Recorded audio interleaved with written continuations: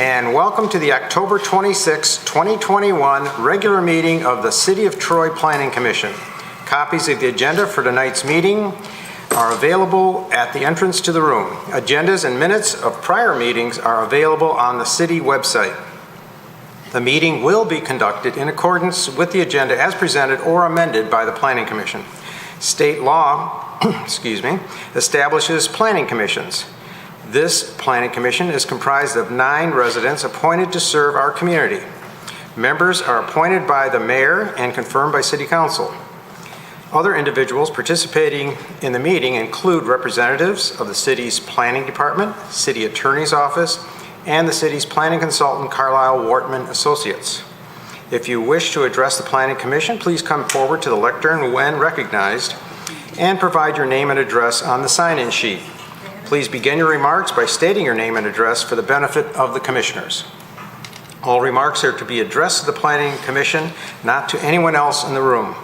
If you have a cell phone or other device that might disrupt the meeting, please either switch it to silent mode or turn it off. At this time, I'd like the Planning Commission Secretary to conduct the roll call. Mr. Faison? Here. Mr. Hudson? Here. Mr. Krant? Here. Mr. Lambert? Here. Ms. Malala Holly? Here. Ms. Parakis? Here. Mr. Roman? Here. Mr. Roush? Here. Mr. Tagle? Here. Next item on our agenda is approval of tonight's agenda. Do I have a motion to approve tonight's agenda? I'll move. Mr. Faison, and a second. Mr. Rahman. Roll call, please. Mr. Hudson? Yes. Mr. Krant? Yes. Mr. Lambert? Yes. Ms. Malala Holly? Yes. Ms. Parakis? Yes. Mr. Roman? Yes. Mr. Roush? Yes. Mr. Tagle? Yes. Mr. Faison? Yes. Motion carries. Thank you. Next item is approval of the minutes from our October 12th, 2021 meeting. Motion to approve our minutes or make any changes? Mr. Lambert. Move to approve with the one correction that was brought to our attention with a mistake, a typo that was in the minutes, so. Thank you. Second for that, just Mr. Tagle. All right, roll call, please. Mr. Krant? Yes. Mr. Lambert? Yes. Ms. Malala Holly? Yes. Ms. Parakis? Yes. Mr. Roman? Yes. Mr. Roush? Yes. Mr. Tagle? Yes. Mr. Faison? Yes. Mr. Hudson? Yes. Motion carries. Next item on our agenda is public comment for items that are not on tonight's agenda. Anyone in the audience have any comments for items that are not on tonight's agenda? Seeing none, we'll move on to the next item. Public hearing, zoning ordinance text amendment, file number ZOTA 256, residential uses of BB zoning district. I'll present this, Mr. Chairman. Sure. I don't have a fancy PowerPoint prepared because it's a pretty simple text amendment that's proposed. You'll recall that it was initiated by a developer who submitted an email to me requesting that the Planning Commission consider this item. And I'll get to the details in a second, but the Planning Commission talked about it very conceptually. There was consensus to move forward, so I had our planning consultant prepare kind of an overview of the amendment, and then we had discussion of that overview.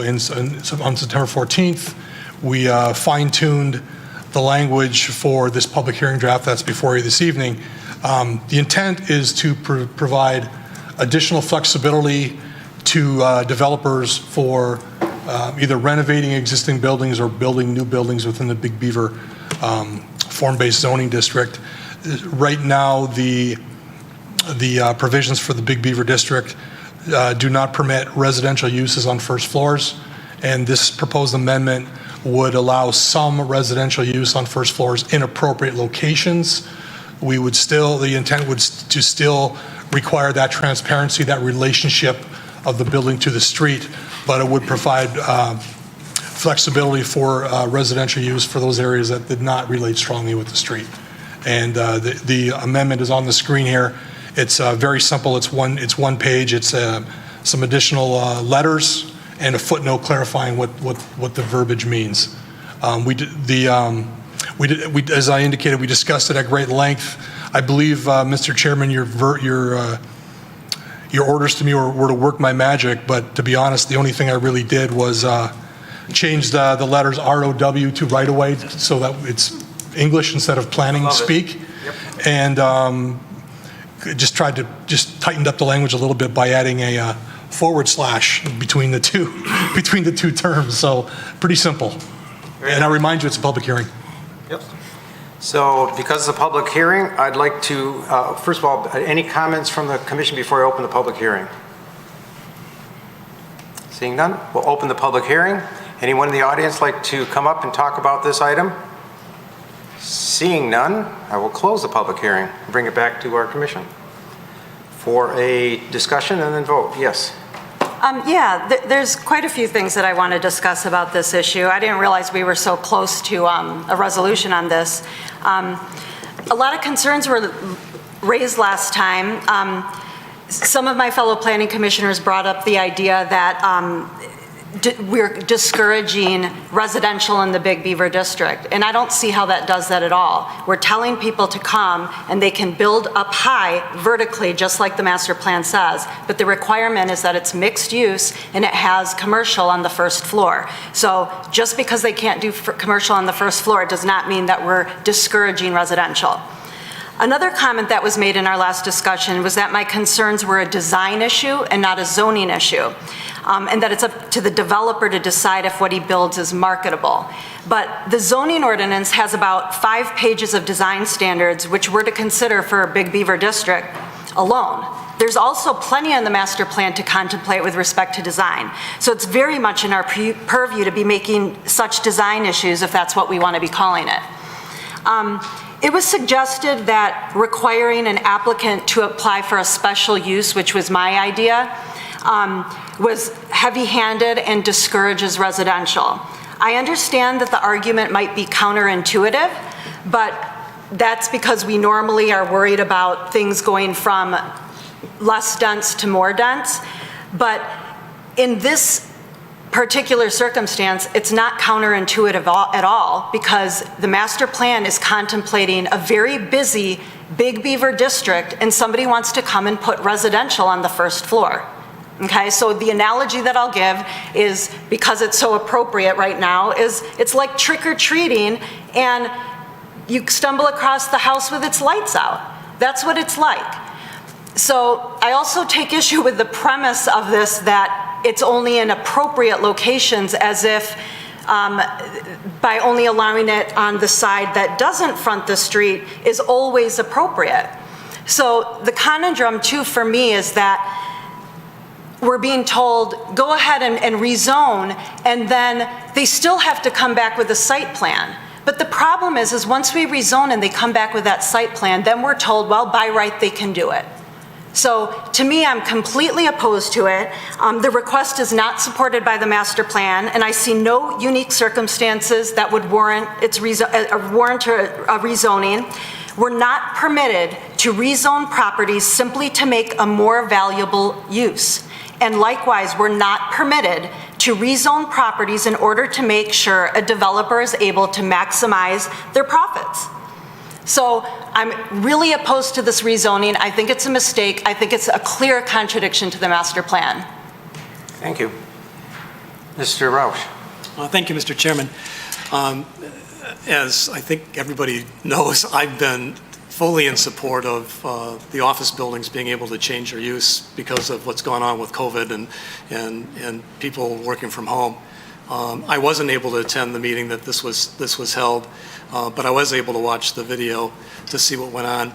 And I saw a lot of discussion really about some things that Ms. Parekh has said, including the developer's desire to do something that's going to make sense.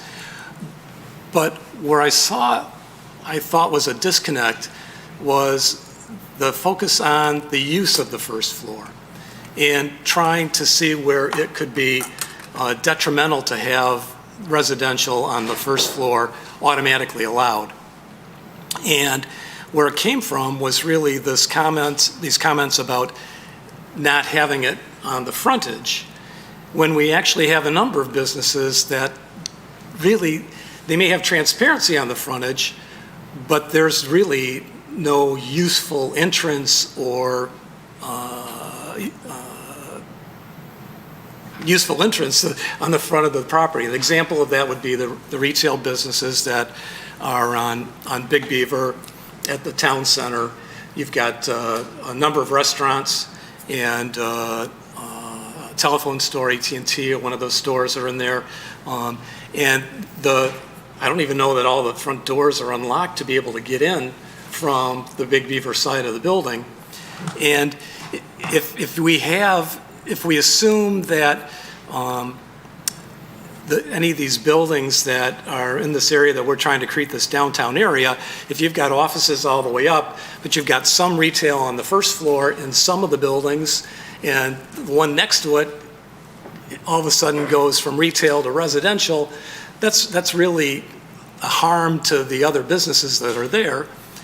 And it may be, sending the wrong message and trying to develop a walking, usable downtown area. So, from my perspective, I don't think that having a special use permit for that kind of use, just for this, we're talking about just for the utilizing the first floor, sends the wrong message. It's saying, we're interested in it, but it's got to make sense. And it also gives the Planning Commission the opportunity to only have to deal with discouraging that use where it doesn't make sense. And when I drove down Big Beaver this morning, I was trying to think in my mind, are there different buildings that this would apply to and some that they would not apply to? And I was surprised to see really the number of different building setups we've got on Big Beaver. Some are multi-story bank buildings or multi-story office buildings or just single-story buildings. And there's such a variety that I just don't think that one solution fits all. And I think that the safest solution to this is to provide the developer the opportunity to do this and use it with a special use permit, and also recognize that all of these buildings that do get converted from office to residential, we have no idea what they're going to do with all that parking lot. And we didn't talk about that in any great detail, but with the change in use, the decrease in the number of parking spaces, all of a sudden you can have all these additional buildings being built on the remaining parking area, and it could have a major impact on how that first floor is used. So that was my perspective, and I hope you give it serious consideration. So so are you in favor of having first floor under a special use? Under special use, yes. Okay. Under special use. Mr. Chairman, Yes. we discussed the concept of a special use. We did not receive consensus on that issue, but this is your text amendment. If there's a majority of the Planning Commission that feels that we should change the letter P that's in red up there to an S and make first floor lodging in these buildings special use, then everyone gets a vote. No problem. It's a simple change. Very nice. Any other points of discussion before we bring it to a resolution? I'm going to say one other thing. Sure. I thought that Jonah Jordan would be here, and I had wanted to ask him, because in the presentation, it was stated that, quote, requiring buildings to have their entire first floor as non-residential is a hindrance to repurposing these buildings. But it didn't actually say that in their email when because you also included his email. And in his email, he talks a lot about the intent of the master plan, what he thinks the intent is, what he thinks it's not.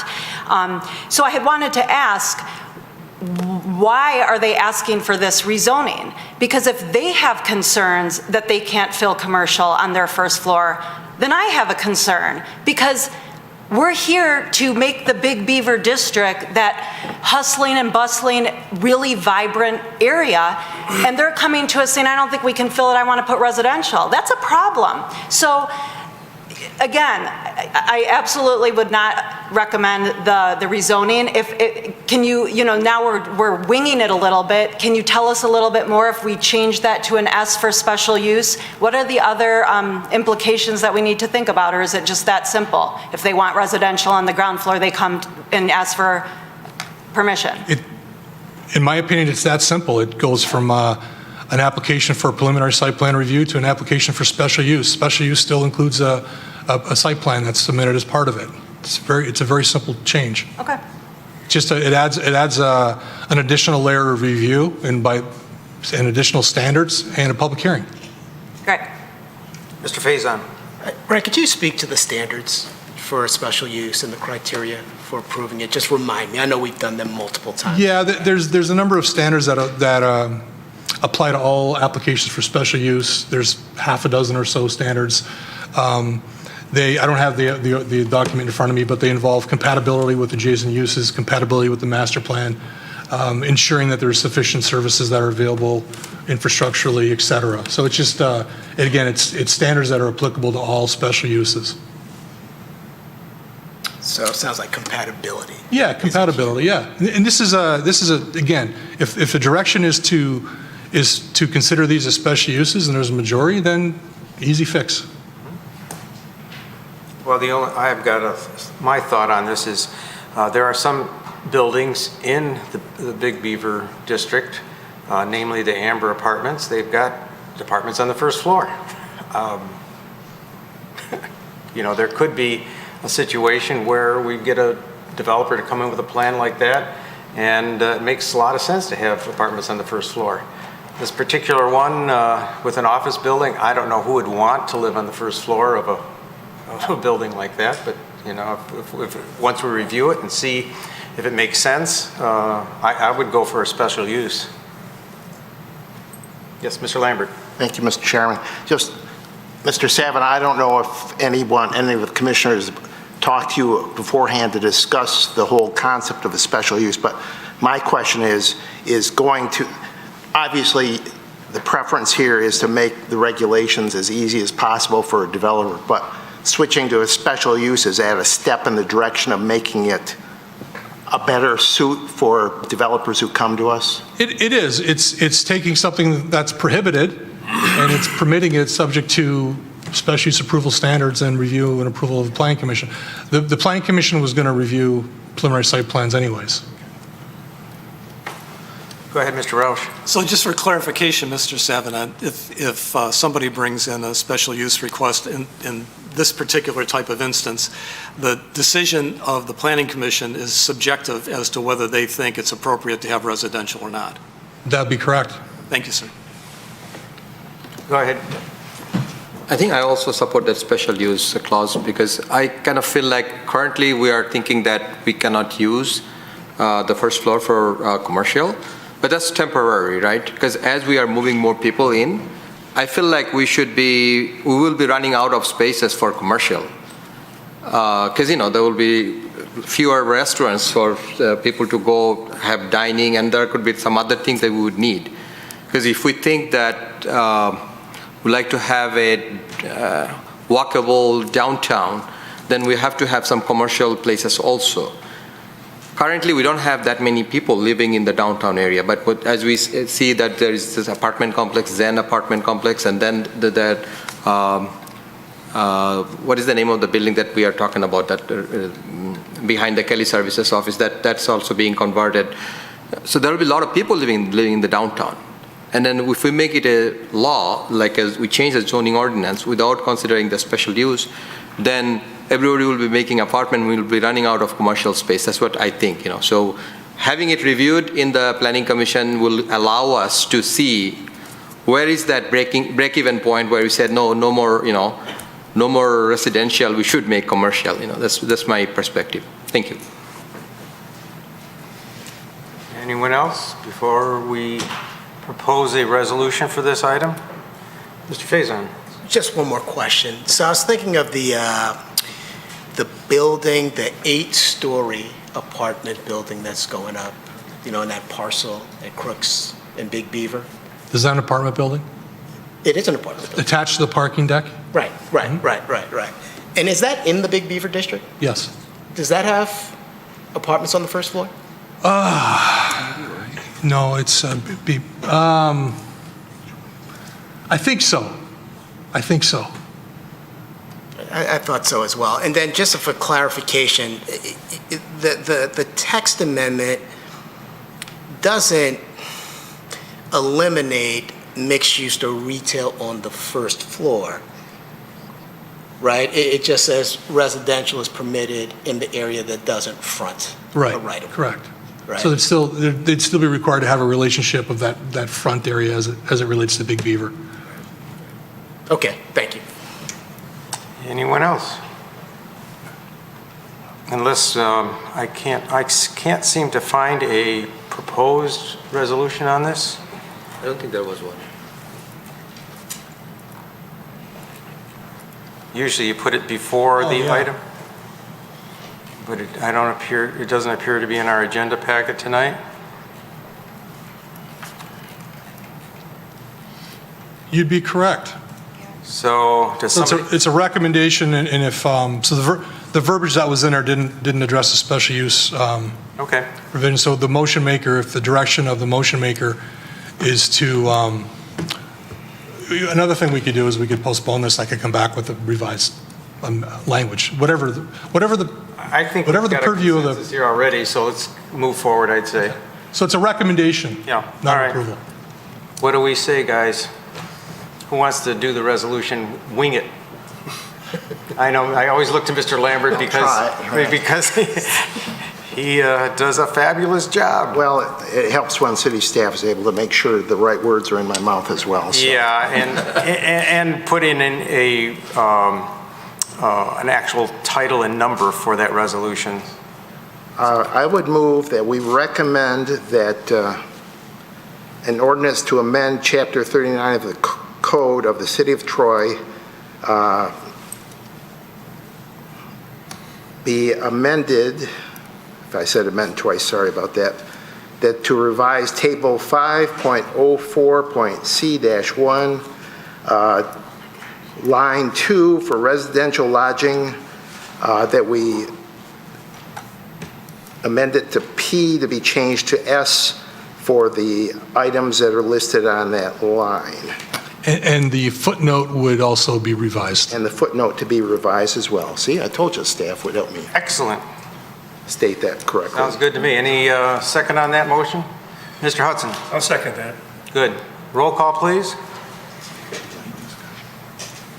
Mr. Lambert. Yes. Ms. Malala-Holly. Yes. Ms. Parekis. Yes. Mr. Rahman. Yes. Mr. Roush. Yes. Mr. Chagel. Yes. Mr. Faison. Yes. Mr. Hudson. Yes. Mr. Krant. Yes. Motion carries. Thank you. Yes. Chairman, if I may, I have a Sure, question. go ahead. Do all of us have the October No, 12th you don't. planning meeting? It was, the one that was loaded up was October 12th. So I just pulled it up from the website. October 26th one is not loaded up on the computer. Okay, so, sorry, I don't know if you've got the proper agenda, but I don't have the proper agenda on my computer. Oh. So I was wondering if everybody was in the same boat. I didn't look closely at that, but I've got October 26th. So do I. Really? Mine's wrong as well. Okay? I've got October 26th. I Yeah. think October 26th. Do you need assistance on that, Mr. Roush, to bring up tonight? No, I think I can find something here. Okay. Hard have it on copy, my- I have it. I found it. All right. While he's working on that, we'll move on to the next item. Thank you. Is it on your desktop? Okay, Well, it's not on our desktop, but I went to the internet, okay. and I just found it. I'm downloading it now. We're good. Thank you. I don't even, I guess I didn't know how to do that. Oh, you can do it? Sorry. Okay? All right, we'll move on to the next item. Number 6, preliminary site plan review, SP JPLN 2021-019, proposed Motor City Church, east side of Livernois, north of Big Beaver, 3668 Livernois, Section 22, currently zoned R1C, one family residential district. Mr. Chairman? Yes. I would like to excuse myself because our company is involved with this project. Oh, okay. Very good, Mr. Tagle. Thank you for mentioning that. Do we need to do a vote? And congratulations for another great project. I'm sure you're gonna. Do we need to do a vote to excuse him? No, I don't think so. He's gonna find his way out the door. Okay, who's gonna present on this one as soon as Mr. Tagle exits the room? Thank you. Mr. Chairman, I'll present tonight. Okay. As noted, before you is a proposed amendment to the Motor City Church property. The applicant is proposing to convert what we are calling the existing school parts of that parcel to a place of worship. If you notice in front of you on the screen, in front of you, the entire property in its current state is outlined in red. What the applicant is proposing is to split the property into two different parts. The first part is outlined in green, and that's the dome, what we're calling the dome part of the property. And the part to the south of that, in the yellow, is the school part. The dome church part of the property is proposed to be demolished. Apparently the dome is failing and there's leaking roofs, etc. The future use of that portion of the site is unknown at this point. It will require to come back to the Planning Commission for approval of a site plan or special use or rezoning or whatever it may happen to be in the future. At this point, we don't know what its current use is. But the the school part of the site would then be turned into a church, a continuing use of that church, of that part. So the applicant's proposing some interior building conversions, but building improvements would include, and the existing church is outlined in red in front of you. The new additions to the building are outlined in blue. The new additions include a kids area expansion on the north side of the building, a lobby addition, storage addition in the rear, a garage and bookstore addition, and facade improvements. Site changes are minimal, but those include changes to parking lot configuration and layout, a new outdoor patio on the south side of the building, as well as landscape improvements. Again, with regards to site arrangement, there are no significant changes to the site itself other than some parking lot rearrangement as noted and those small additions as I noted. The building itself and the site do meet all the existing R1C zoning requirements. With regards to parking, there are 288 spaces required based on the size of the sanctuary. The applicant is providing 310 spaces, so parking is sufficient. We do note that they are deficient in bicycle parking, so they will have to add that to the site plan moving forward. With regards to landscaping, they do comply with all landscape requirements. The one thing we note is based on the number of parking spaces, they are required to provide 39 parking lot trees that are supposed to be in the parking lot. There are only 4 trees proposed as part of those 39 in the parking lot, and 35 of them will be on the perimeter of the site. I will note the parking lot is existing, and they are actually adding those 4 trees into the parking lot because there are currently 0 trees within the existing parking lot. The Planning Commission has the authority to approve parking lot trees on the perimeter of a lot, not interior, but again, that has to be a Planning Commission direction. The floor plan is on the screen in front of you. It's how you would normally associate with a church or place of worship type use, a main sanctuary with some classrooms and other accessory uses and spaces to the exterior sides of the sanctuary. This is the elevation that would front, main front elevation. It would include painted brick, metal panels, and glass. And you can see a lot better in some of the renderings I'm going to show here in a second. This is the existing building, how it looks now. That's basically the same view, just with the changes as proposed. Front view with that glass curtain wall in front. This is a side view. Kind of a bird's eye view of the back of the building, looking to the front of the building. And lastly, this is some of the play area. So, Mr. Chairman, we are asking the Planning Commission to consider that parking lot landscaping deviation and recommending preliminary site plan approval with the condition that provide bike parking. Very good, thank you. Any comments? Yes, Ms. Barakis. Yeah, before we get too far away from that, could you go back and really quick, the one with all the glass, could you orient, like, where is Livernois?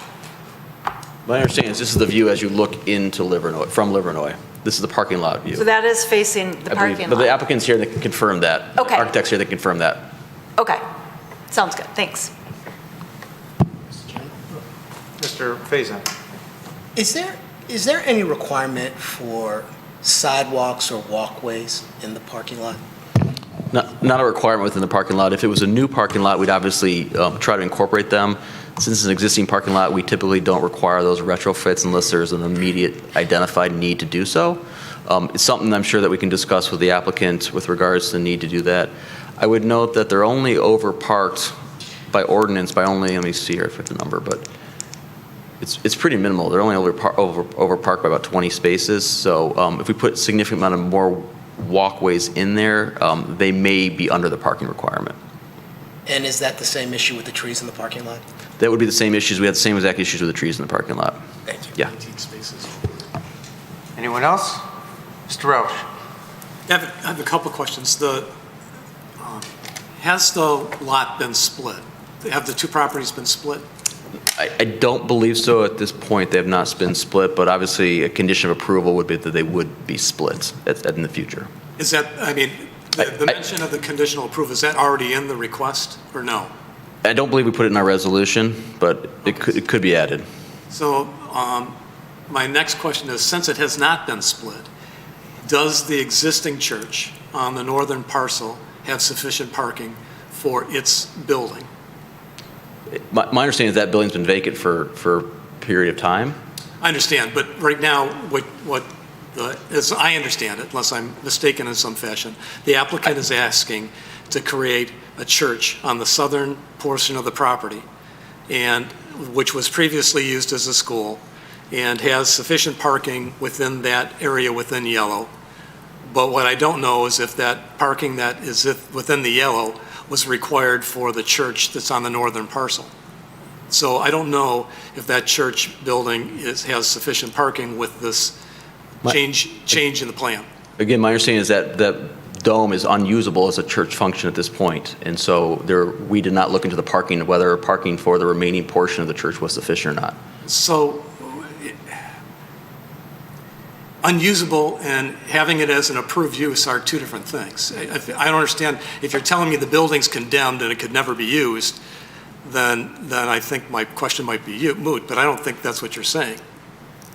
My understanding is they're not going to reuse that portion of the site as a church, and they will come in the future for redevelopment. We will review parking at that point. Okay, but right now, it's a church. Right now, it's not a used church, is my understanding. I didn't ask whether it was used. It's still, and Mr. Savin, is the building a church? I mean, it has an approved use as a church presently, correct? Well, yeah, it's yes. Okay. But if the concern, if I may, if the concern is that they double dip and have two functioning churches at the same time, we can certainly add. Just the parking, the parking issue. If it's sufficient parking, if they never even use the parking lot on the south for their approval, then it's no consideration at all. That's my concern. Yeah. So I would say that just to be on the safe side, because again, my understanding is the roof is leaking. It's just.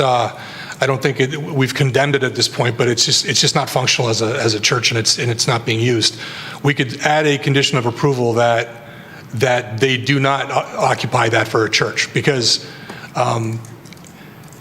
the site itself received special use approval decades ago, and if you look at the aerial, obviously the congregation has shrunken significantly, and just looking at pictures worth 1,000 words, this is a significant reduction in intensity, because so if we wanted to clarify and make it clear that they are not to occupy the northerly building for a church, we could do that, because had they sought to use both buildings, we would have had them submit a special use, because that's an increase in intensity. This is a decrease in intensity. So your point's well taken. The motion maker may want to add as a condition that building's not to be used. Great, that solves my concern. Yeah. And thank you. Anyone else before I bring up the applicant? Go ahead, Mr. One Rahman. quick question. Just if you can bring that elevation, the Livernois elevation. I have a quick question on the dimension. So how tall is the front elevation? Do you know the height? It's almost like twice or three times the size of a person, but 19 feet according to their dimension. 19 feet, right? 19. 19, and then okay. Not this elevation, actually. I was looking for the one that has glass only. I would say that yes. So the orange color one that I'm talking about, that is 19 feet. That's what their application said. The applicant here can clarify that. Okay, okay, I probably would like to know. And it looks nice, but I just want to see, how, dimension-wise, how tall or how wide this structure is, if you can mention that. Thank you. Anyone else before I bring up the applicant? Seeing none, the applicant, please come forward. And just give your name and address, please. Sure. Rachel Pisani, and I'm with Motor City Church, 3668 Livernois Road.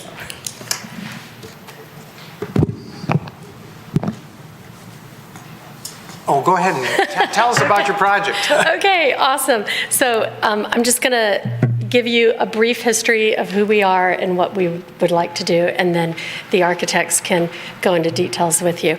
I represent Motor City Church. We took over the property in October of 2019. We launched, and at the time, Zion Christian Church, which was there, had a little less than 80 people. And so they weren't able to use the facility. And so what we did, we launched Motor City Church on March 15th, 2020, the day that we were shut down. And so we launched it, and what we did is we went online for the next 5-6 months on a daily basis serving our community. So during that time, we partnered with Convoy of Hope, we partnered with Meals on Wheels, we gave meals and coffee to Beaumont hospitals, and I could stand here for an hour and list all of the community projects that we did, but it's in an effort to explain to you that we are committed to our community. We're committed to Troy, and we want to make Troy a better place to live. We also want to make it prettier and a little more inviting. And so with the damage that has been done just over years with the dome, it's inusable for us as a church. So what we would like to do is present an option, which is building out the other side of the property to make an updated facility that would be inviting and allow us to then serve the community out of that facility. Just as a side note, we have quadrupled what was there prior to us coming, and that is in the middle of a pandemic. So on Sunday, we have plenty of parking. We have a small portion of the chapel that we use, and we do multiple services so that we can maintain the people coming in and out. And so if you will see, oh, yeah, I don't know if you have that, but so that is our goal, and we would ask that you approve us the option to build out on the other property so that we can serve our community better. Very nice. Any questions for the applicant? I'll start with Ms. Malala Holly. Thank you, Chairman Grant. Thank you for coming and explaining that. And I do like the improvement that you're proposing for the existing building. Two questions that I have. One, you may not have an answer for this, but I'm just still going to go ahead and ask so that we have a sense of clarity here. The Dome Church, I know it is scheduled for demolition. Yes. What is a long-term view? What are you looking in that area? Any thoughts, any ideas? Yes, we would hope that it would be developed. So we would hope that whoever decides to take over that property or whatever happens with that property, that they would develop it, which would again come to the Planning Commission to approve. Right. And the existing building that you are proposing such wonderful improvements to, over the course of the next 5 to 10 years, will you have enough room to house, if your congregation were to increase in numbers, which I hope you do, increase in numbers, do you have enough room in terms of growth, parking, other facilities? Hopefully, I'm sorry I cut you off. That's okay, you're fine. Hopefully, we would be coming back here for another location within Troy to build another building. The way church has changed specifically throughout the pandemic, most churches that are building now are building on average 600-700 seat auditoriums. They're not building 2,000 and 3,000 seat auditoriums anymore. People don't want to go to mega churches. They want to come to a church where it's community and it feels like home. So what we foresee is that as we grow, we would have multiple services to serve that amount of people conveniently and comfortably. And when we get to the point that we have more, we'll open other campuses in other locations. Got it. Thank you. Sure. Go ahead, Ms. Paragas. Just to follow up, so did I gather that you're planning on selling the other property? Okay. So I drove over there today just to take a look around, and am I wrong to think that, to me, it looked like this particular building was actually not being used at all, completely closed off, and in fact, I thought the school signs were telling people, like the school's actually in the Dome building. Yep, so they are using some of the offices on the side that we have open right now. So we have one side open in the, what they call the Dome building. Yeah. Where we have offices and a chapel. Oh, okay, so the chapel that you're talking about is in the Dome, on the Dome side? It's on the Dome side. It's not under the Dome. It's not under the Dome, but it's on the Dome building? It's in that building. Okay, so it's true that nothing's going on in this location right now? It's completely? Correct. Okay. This is okay. And so I feel like there was talk of a playground, but the playground's actually on the other property. You're going to move it? We're actually going to build a new one. Okay. But yes, the playground is on the other parcel. Okay. Mm-hmm. And the curb cut, there's no new curb cuts. You guys are entering north of your property and coming south to your parking lot? Correct. Okay. Yes. Just wanted to be clear on that. And if you'll see, I mean, if you drove it, the parking lot needs to be completely redone. There need to be sidewalks and trees, and it needs to be lined, and that is all in the plan. So when she takes you through it, you'll see the sidewalks, the trees, all of that's in there. Okay, great. Anyone else for the applicant? Mr. Savada. Just to clarify what the applicant said, there's no application. We have no idea what's going to be proposed for the property to the north, but when we do have an application, the Planning Commission will be reviewing it. Very good. Go ahead, Mr. Lambert. The Christian Leadership Academy that used to be there, are they still there then? There is no, there's no one there. Okay, so there's no school there? I mean, it's just the offices they're using in the Dome? They're using offices. It's a daycare. I think it's a daycare. I know at one time the Christian Leadership Academy was there, but I guess maybe they've moved somewhere else. Yeah, I don't know if it's Christian Leadership. Is it a Montessori? Okay. Oh, okay. All right. I don't know. All right. I don't know what it is, but they use some of the office space Okay. on that side. And I know several of us have asked questions, the relationship between the building that you want to make improvements to and the Dome. Does Zion Church still have any kind of property ownership interest in either building? No, Dr. Dave Martin came in, actually in October of 2019, and Motor City Church took ownership of all. You have the whole thing then? Of all of it. Okay, all right, thank you. Yes. Anyone else before we bring it back to the commission for a discussion? Mr. Chairman? Yeah. And for staff, and maybe it was touched on before, so the whole parcel is zoned to be a church? The whole parcel, the entire parcel received special use approval as a place of worship decades ago. Okay. So if and when the northern part of the property comes to us, will be the current zoning, and if it's anything different, it would need to be rezoned? Well, depending if it requires a rezoning or not, we don't know. I have no idea what they're going to seek for the property to the north. There's no application. No, understood. Understood, So but if it's something different than a church, yes, it will come back as a before. rezoning. It depends. It's zoned R1C. Yeah. It's So- R1C. It's zoned R1C with a special use of a church. If someone comes in and buys it and wants to do something that's allowed under the R1C zoning, it would be a site plan process. If they want to do something different, then they would have to come in and seek the necessary approval, whether that be a special use, rezoning, whatever it may be. We don't know at this point what that use is going to be. Now I understand. Thank you. Go ahead, Mr. Rahman. Question, what is the size of the property, the acreage, the whole, I believe the whole acreage is 23 acres, 22 acres, and what part will be like a new? 10, 10? Okay.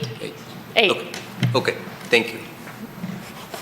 Anyone else? Go ahead, Ms. Paraga. I mean, just a question to Mr. Carlisle. I was under the impression that a special use permit stays with the property. It doesn't disappear once there's a new ownership. So the zoning of a church. If somebody wanted to come build a church, they could build a church, but you're saying that if someone wanted to come and do R1C, they could do that too? It's both? So the underlying zoning is R1C. The existing zoning of the property is R1C. Yep. When you get a special use permit, it doesn't change the zoning of the property. It allows a use on that property that is considered on a special case-by-case basis. This whole property has received a special use as a place of worship. It covers the entire property. The applicant is basically reducing the special use provision of the church to those 8 acres. If someone came in and wanted to reoccupy the dome for church use, in our opinion, it would be intensifying the site as a special use. We'd have to re-review the special use and make sure that that use of the dome meets the requirements of a special use, parking's met, et cetera. So that's how the zoning in this property is currently going to be treated. If they come in for an R1C use and it meets all the site plan requirements, it would not require a special use, it would not require rezoning, they could go through the R1C process.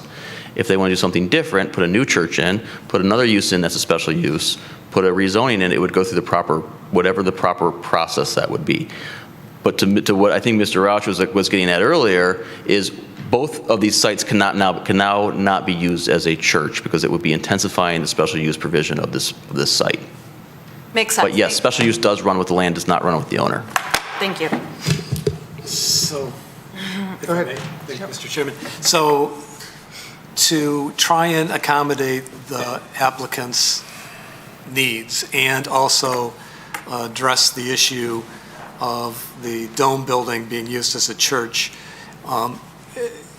if you prohibit its use as a church, is the current uses in place allowed to be maintained?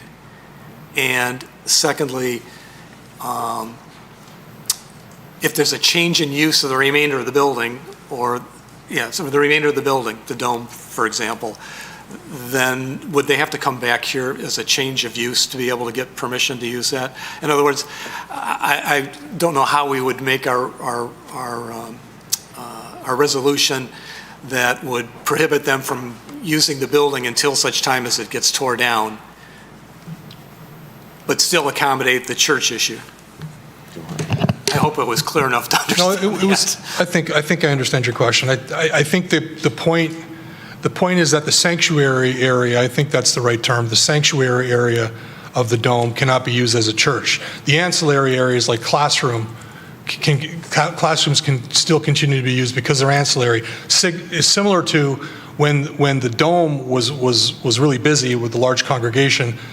This building was ancillary. It was support ancillary uses. It's flip-flopped, but the intent is not to allow the sanctuary portion to be used for worship because that would put a potentially significant load on the parking and it would be an increase of intensity. Okay, so I think you're clear. So you're saying that the sanctuary area could be used for ancillary uses?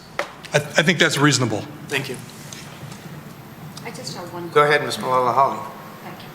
When do you have any idea when the dome is going to be demolished? Is that something that has been discussed? As soon as this is completed, we would demolish it. So as soon as we get occupancy. Makes sense. Anyone else? Would Mr. Roush like to go ahead with the... Oh, I'm sorry, the architect. We have. Please come up. Thank you. Thank you. Good evening, everybody. My name is Michelle Sargent with John Tagle Associates, 309 North Main Street, Royal Oak, 48067. Mr. Carlisle did a great job presenting the whole project, so I'm really here just to answer any additional questions you might have. But just as a clarification, that they are in that dome building right now, and until this building, like Rachel mentioned, is built out, they do still need to use that building. So if there's any other additional questions for the design, though, or... I was asking this, what is the dimension of... So the height of that orange entry right now is at 24 feet. Okay. Okay? The mean of the main roof that's already there, that shed roof, that of the existing portion of the building is 30 feet, which I believe is the maximum. 30 or 35 feet is the maximum in the ordinance. So we're under that with the 24 feet. So, and then the width, it's a rectangular shape, it seems like, right? Yes. So the width, do you remember the dimension? It's okay. I do not. I don't, let me see if I have it right here for you. I can look real quick. But this also, just to answer, this is the view that you'll see from Livernois. Okay. This, in this,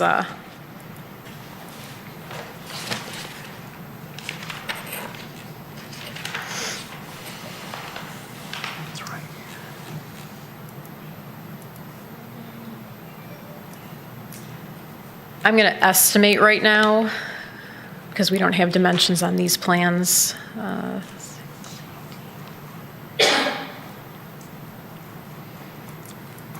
It might be about 30 feet wide.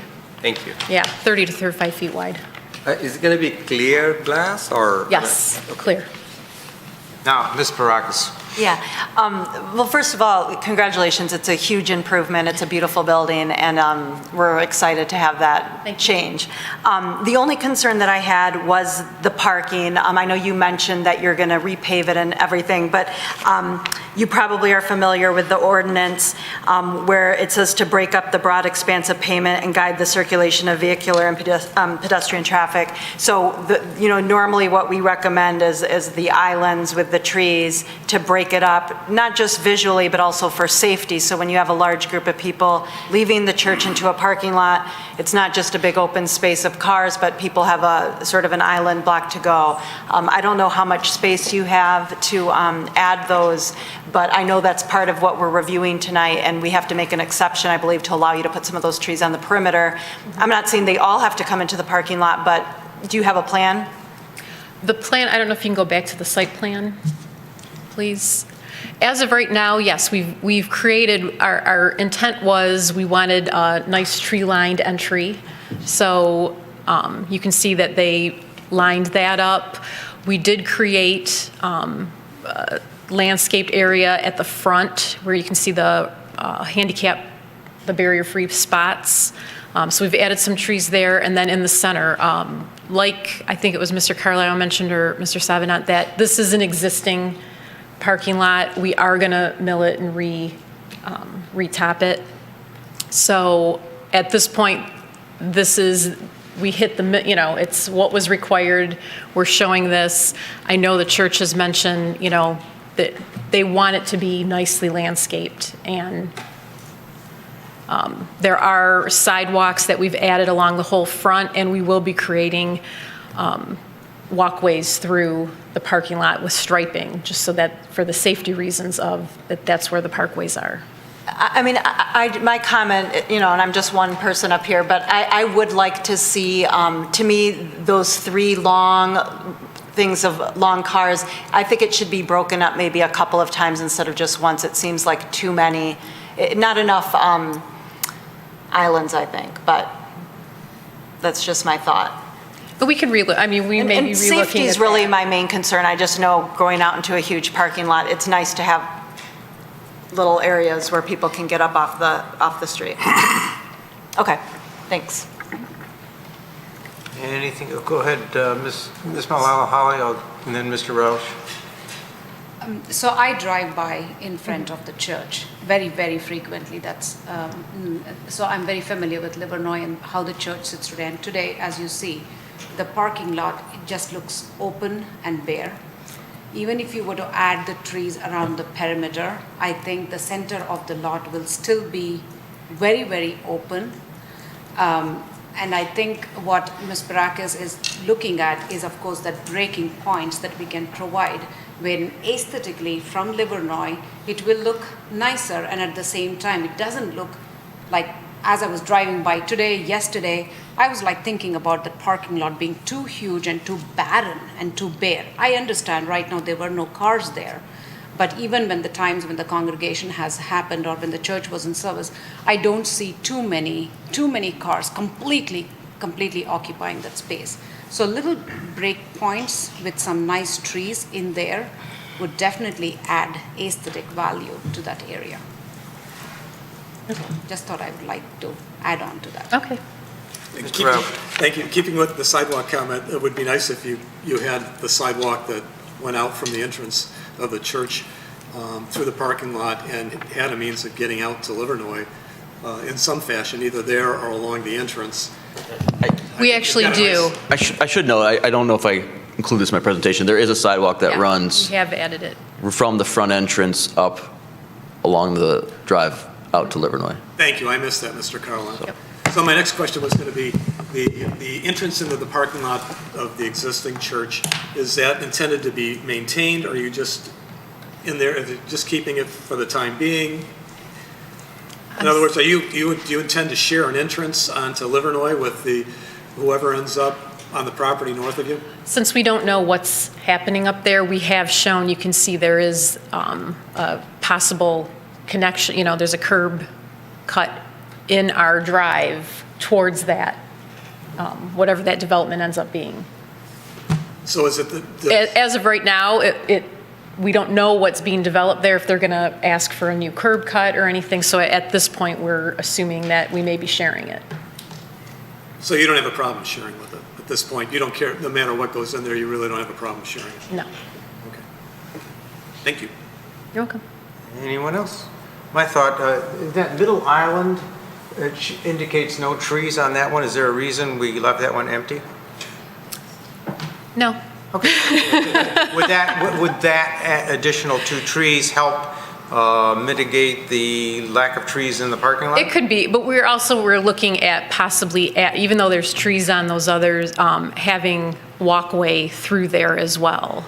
So, but yes, we'll take the commission's direction on that? Right. Okay.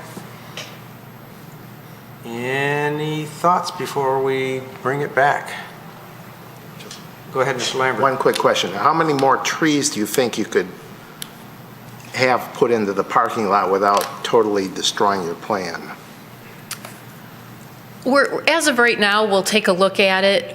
We do have more parking spaces than what's required. However, in the ordinance, it calls for 1 parking spot for every 3 seats. That's not usually what we aim for when we're dealing with churches. We usually try and go for something less than. At the 307 spots that we have right now, we're at about 1 space for every 2.3 seats, if I remember right, which we're pretty comfortable with. But we can definitely, we hear what the commission's asking, and we can definitely look to see where we can add some interior landscape. Thank you. Any other questions? Then would somebody be so brave as to look at the proposed resolution and add our comments? I have a question. Yes, go ahead. So from what I just heard from the architect, it sounds like required is 234 spaces and they provided 307, is that correct? 288 are required from. I think the math in the packet doesn't work, Mr. Rauch. There are 2 different numbers in the applicant's number in the sanctuary. The number that we're going with is they were required to have 288 spaces. Oh, it's 288 at the bottom. 288, yes, and then they're providing 310. So they're overparked by, what was that, 22 spaces by ordinance? Mm-hmm. So at 288, were you satisfied? Yes. Well, I don't know. I don't know until, we can look at it. Like I said, we will. I didn't do the math. At 307, we were happy with our ratio. So we will take into consideration what you're recommending, but we'd like to balance it out with what we're comfortable with ratio-wise, as well as then over, what you're asking or what we're showing. And we can look at adding some more interior landscape. I just don't want to say, yes, we're happy with 288 spots. Thank you. Thank you for the clarification. just have a quick question? Yeah, go ahead. Oh, go ahead, Ms. Lala. Brent? Sure. What about the bicycle parking? I know we don't have any bicycle parking on this. We're going to add that. You're gonna add Yes, we will add that. Thanks. Any other thoughts? Go ahead, Mr. Rahman. Question for Mr. Savidan. Is there any formula for how many bicycle stand we should have? Yes, one bike rack equals 2 bicycles. It's very simple. 2 bicycle, 1 bike. Yep. So, and this is for like any size parking lot? Any parking lot over, any use that requires 10 or more parking spaces requires a bike rack. So if you require 300 spaces, it's 1 bike rack. If you have 10 spaces, it's 1 bike rack. Yeah, that's why I kind of felt like, these days people are biking a lot. So do you think that we should? Probably something we should look at. Okay, thanks. Yeah, 2 seems a little lame. Okay, now, any other questions for the architect? Okay, thank you very much. Thank you. Now we can discuss this and get a resolution on it. Any thoughts right now? Go ahead, Ms. Parakas. It seemed to me that we do have to, it said with Planning Commission approval regarding the issue on landscaping in the parking lot. So whatever we resolve, we have to address that. We're either going to say, go ahead and do whatever you want, we're fine with it, or we're going to be specific in terms of actually giving them specific guidance. But once we approve it, they could do nothing and just do this. So that's my only concern, if we just pass a resolution. Understand, sure. I got a question for staff. We've got, okay, so it says 1 tree for every 8 spaces to be located. It says trees may be located adjacent to the parking lot with the Planning Commission approval. But if we don't give approval for that, 1 tree for every 8 spaces, that means within the parking lot itself. So how many trees do we need to be compliant with this lot? Can we do the quick math on that? Yeah, they're required 39 spaces based on their number of 39 trees. Okay. They provide 39 trees. They happen to be 35 of them on the perimeter of the parking lot. Okay. If they were to put in those trees in the parking lot, essentially you lose a space for every tree you put in. Mm-hmm. You would lose 35 spaces and they would be under parked by our ordinance. Okay. Knowing that math, any thoughts on that? Go ahead.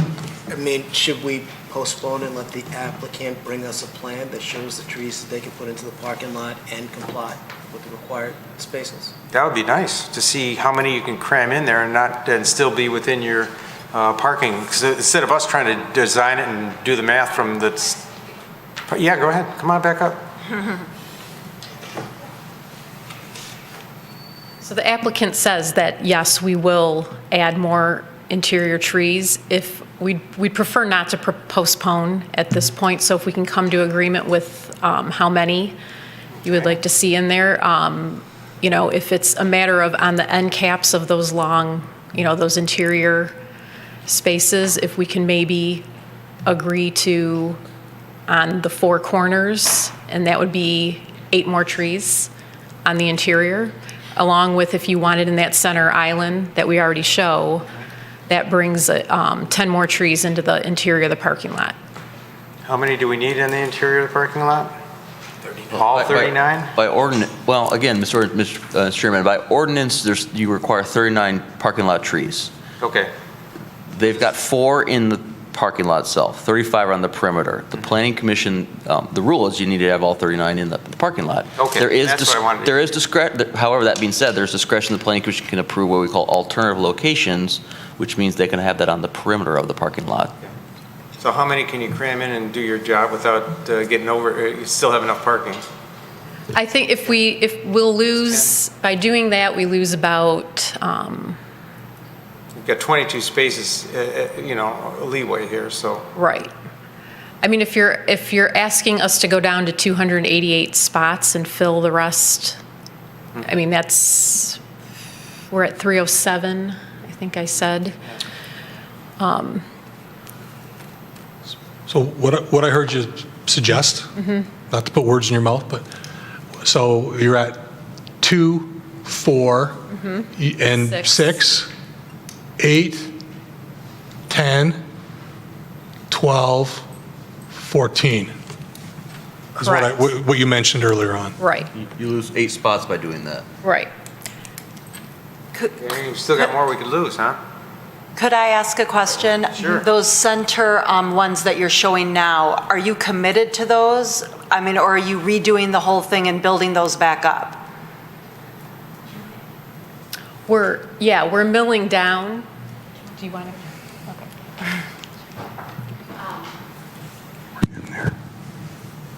Okay.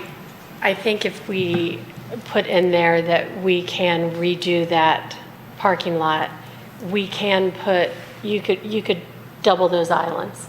So you could move those down, and then you could put some at the top. So essentially, you split it into 3 sections of parking, and you have 2 sections of trees and sidewalks, and you are the architect. That was sort of my proposal. It's even less trees than the other idea, but my issue is really the safety and the movement of people throughout, and I just feel like if you do 4, or I guess six. You could even do 6. 6. So it would be 6, but, so I want to point 2 things out, and the reason why I suggest that is if we take that and move it down, we have 3 sections of parking, right? You have 2 different walking areas.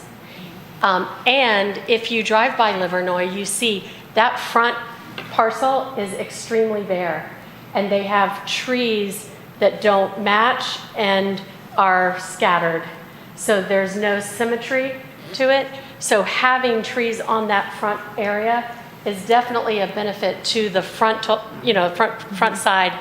So I don't think that you have to have 39 trees inside of the parking lot. But the idea or the premise behind that ordinance, I'm sure, is to make sure that it's not just one big black parking lot.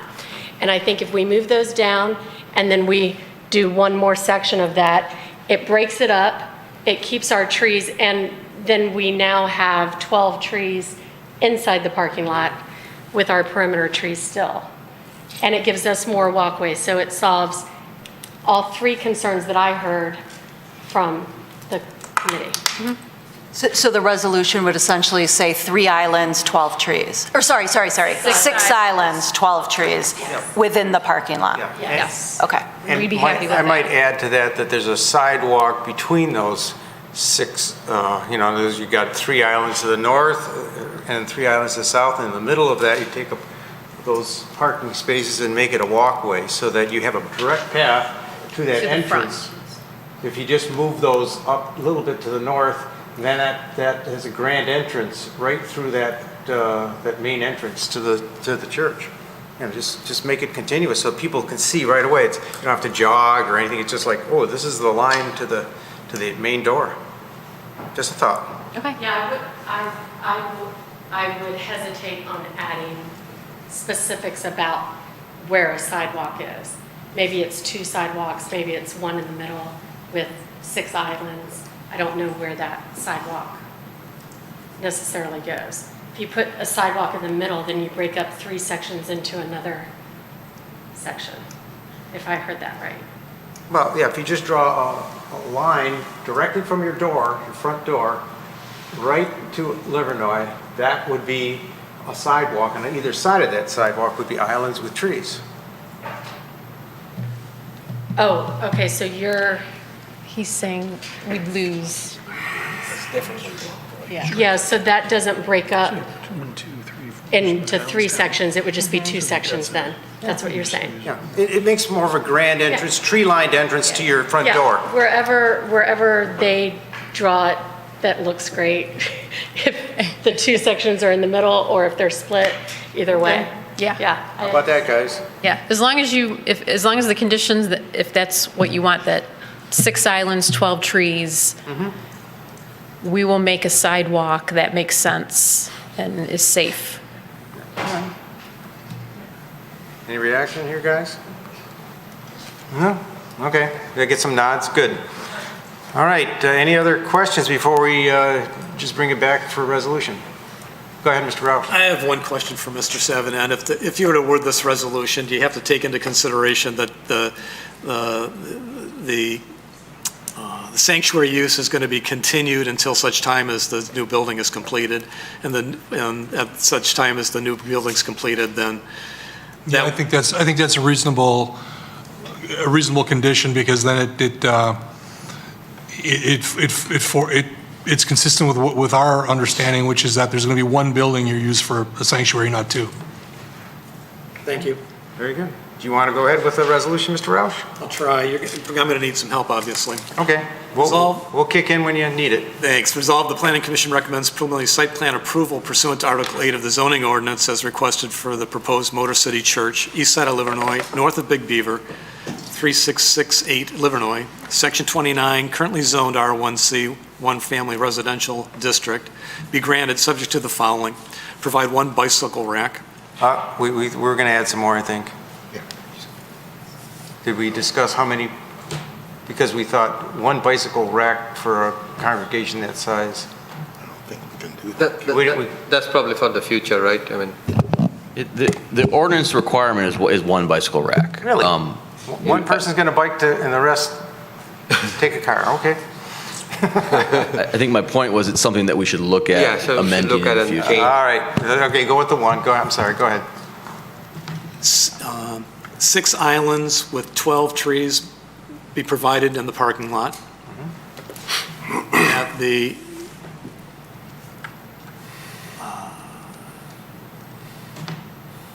do we call it church use or Worship use? at the present use of the sanctuary Be discontinued at the time of completion of the new building, and the new building take over that use as a sanctuary. Okay. Any other thoughts on that before we second that? can we say that, just a suggestion to add additional bicycle rack? Can we do that, or does it? It's like a suggestion, it's not like, Are you willing to add another bicycle rack? Yes, you can. Okay. Can you add that? I'd like to amend that to We can have 4 provide 2 bicycle racks. Sorry. Do you have that, Madam Secretary? I do. Thank you. I'll second I it. think that's complete. All right. Mr. Lambert seconds. Roll call, please. Before you do that. Oh, okay. One discussion item, and I think this is a great resolution. The other thing that we probably didn't touch on is the nice thing about adding the trees to the interior of the lot. Not only improves safety, but also helps dissipate some of the heat that asphalt creates there. So I think it's a great, good suggestion that all the commissioners came up with, so. Very nice. Okay. Roll call, please. Ms. Manala Holly, Yes. Ms. Karakis. Yes. Mr. Rahman, yes. Mr. Roush, Yes. Mr. Tagle. I'm sorry, Mr. Faison, Yes. Mr. Hudson, Yes. Mr. Krant, Yes. Mr. Lambert. Yes. Motion carries. Thank you very much. Thank you for a wonderful looking renovation. It looks great. Maybe we can call Mr. Tagle back into the meeting.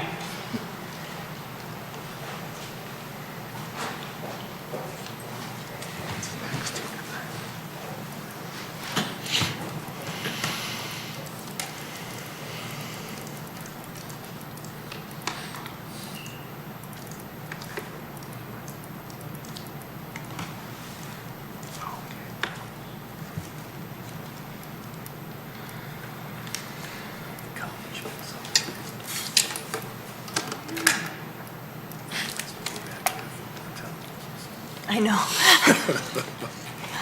That's right.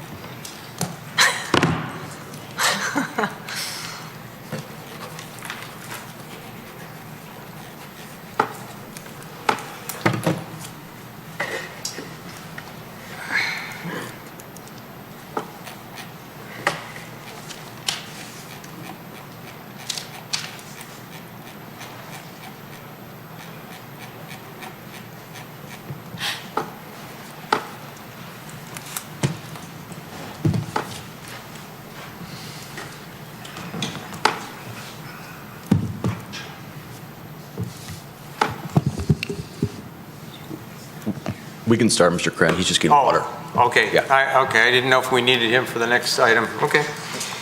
Item number 7, preliminary site plan review, SPJPLN 2021-0013, proposed center court at Butterfield, 48-unit townhome development, north side of Butterfield, south of Big Beaver, west of Crooks, parcels 88-20-29-226-021, and then additionally -022 and 023, section 29, currently zoned MF, multifamily residential district.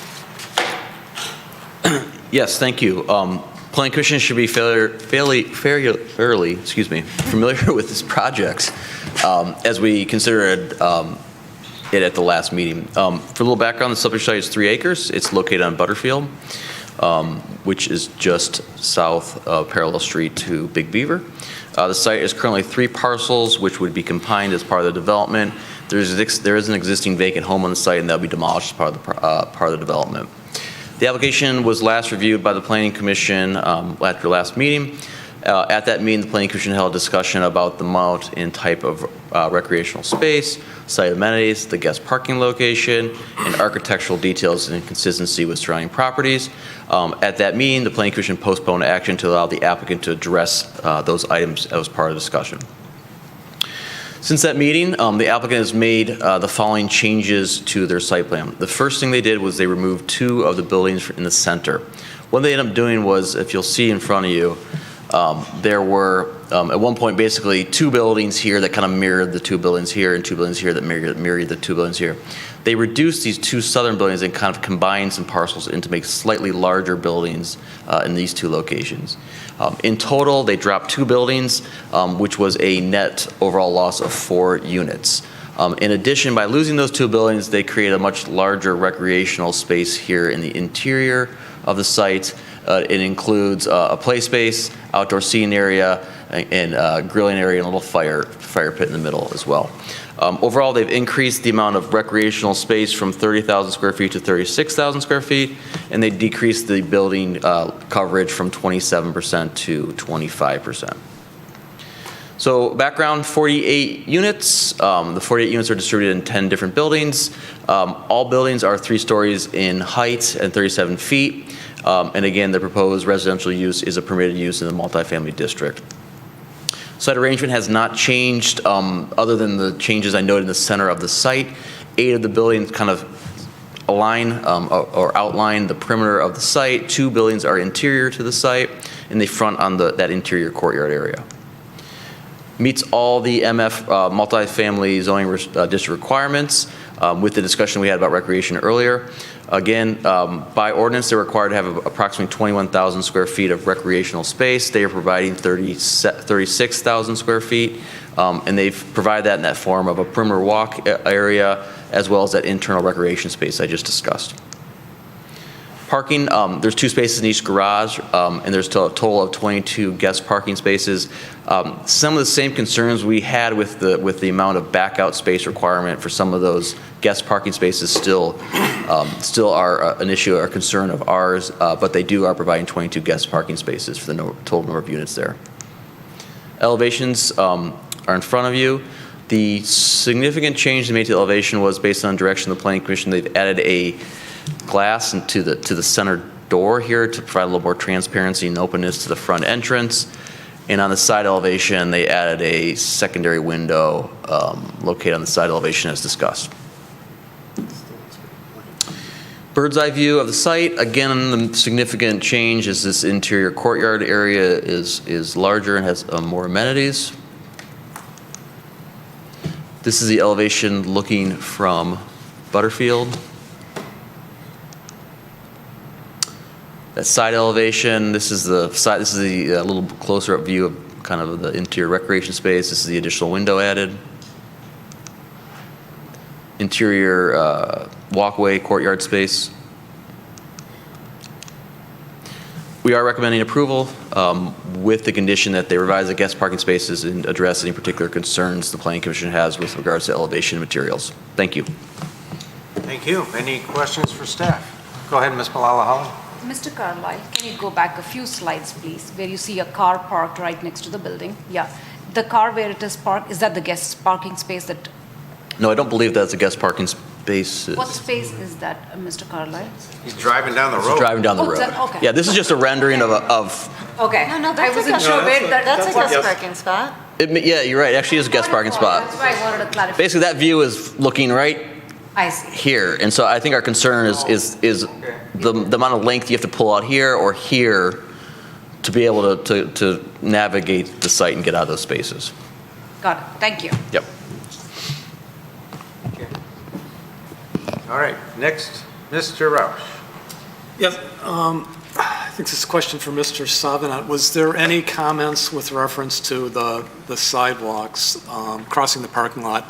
I recall, obviously, this is a different use, but from my recollection of the Panera site plan that came before us recently, staff, engineering or somebody internally was concerned about the crosswalk being at an angle, and they wanted the Panera lot to be changed so it was a 90 degree going across the lot. And that personally doesn't concern me so much in the center of the property, but at the entrance, it's the sidewalk, the crosswalk really kind of goes nowhere. The crosswalk goes to the center island that divides the entry. There's no sidewalk on that center island, so I gotta believe that nobody's gonna take that path of the white stripes and they're gonna be cutting the diagonal off to one side or the other. Can you enlighten me on their process or theory on? The engineering department did not comment on that particular comment or that condition of this. It's a very good point. I think one of the issues or conditions we can have is to make sure that is to require them to move it over one end or the other or both and have it direct or run or perpendicular rather than at an angle and not have it dead end or terminate into the boulevard median. I agree. Thank you. Go ahead, we'll just keep going around this way. Go ahead, Mr. Rahman. There is no reason that it should be non-symmetric, right? This is rectangular plot. Am I correct, Mr. Carlisle? This property is a rectangular property, right? So the buildings are symmetric or no? Well, they were symmetric until the applicant eliminated two of these buildings here and kind of made these a little bit larger to accommodate more open space. But still, if you take the central line, they are symmetric on both sides, right? No? It's 4 and 5. There are 4 and 5, right? Okay, I think I get that. The front two buildings, they are 4 unit or 5 unit? I think this is 4 and this is 5. Okay, that is the problem probably. That's the reason it kind of got at an angle. Okay, got it. Do you think that we can do 4 in the front and 5s in the back? Probably that'll be too congested in the back. I think the reasoning why they are not symmetrical is because they had to have a little bit wider entrance to accommodate fire, and so they would like to get 5 and 5, I assume, but they got 4 and 5 because they had to make this a little wider to accommodate a fire entrance. Okay. Next, go ahead, Ms. Parakas. I just have a question about the view. My understanding is that it's 30 feet to the west and to the east. This view makes it look like there's a lot more grass on the west side than there is on the east. Is that just the view of it, or is it not centered on the property? And presumably there is 30 feet on either side, correct? Yes.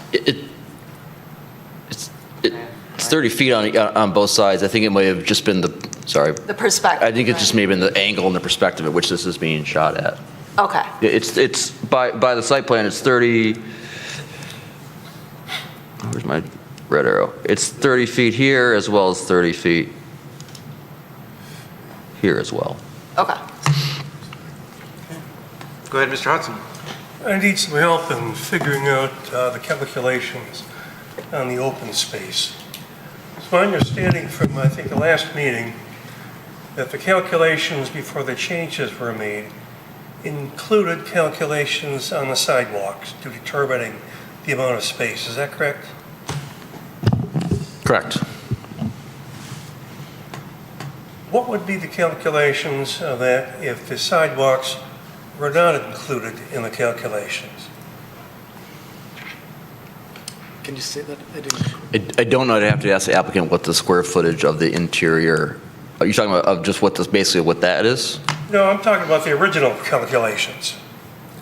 We had a figure, I think, 31,000 square feet, and I think you included sidewalks in that calculation coming up to the gross amount of open space. Correct. My question was, if you take out of that equation those sidewalks, what would be the gross open space in that first diagram? I think an applicant would probably, the applicant may be able to give us All that right, answer. well, then I'm going to follow up with a couple more questions. Sure, go ahead.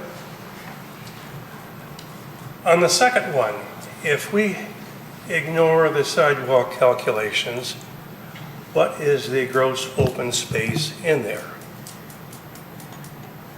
And then my last thought is, whatever the answers are,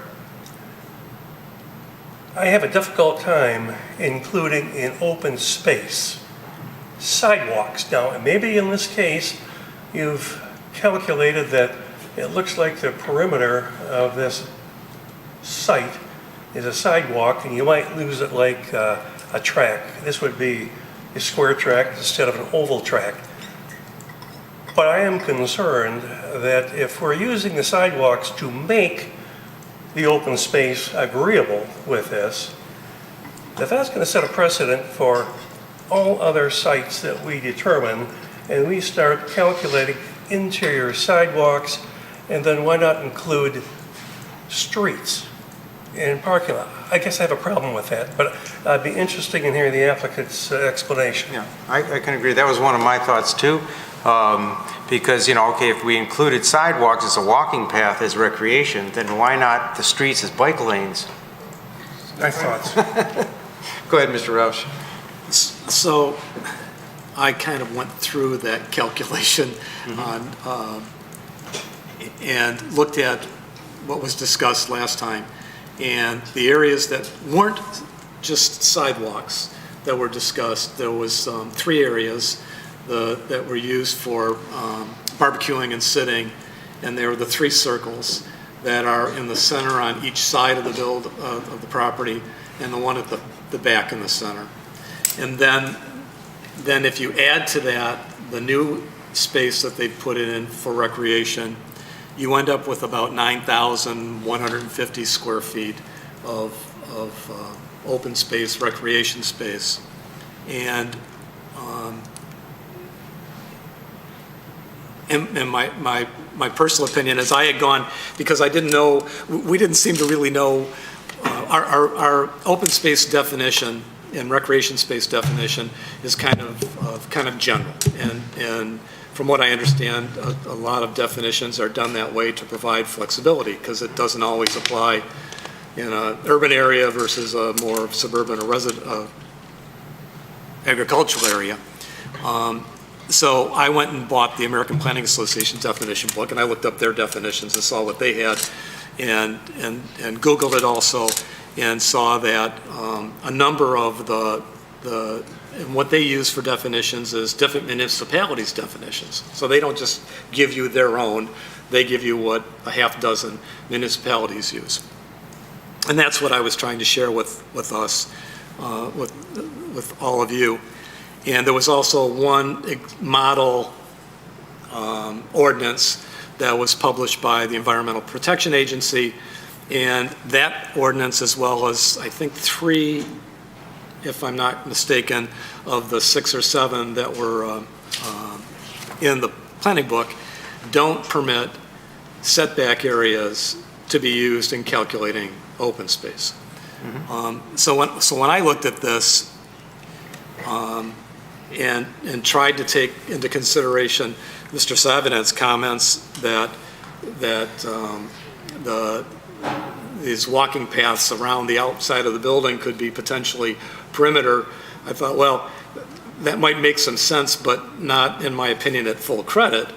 And if you gave some credit to that, I would think you need at least half true open space that isn't setbacks, in which case To do that, you'd have to eliminate another 2 units to provide the additional roughly 8%, adding to that area in the center. That's kind of what I came up with. You know, I also looked at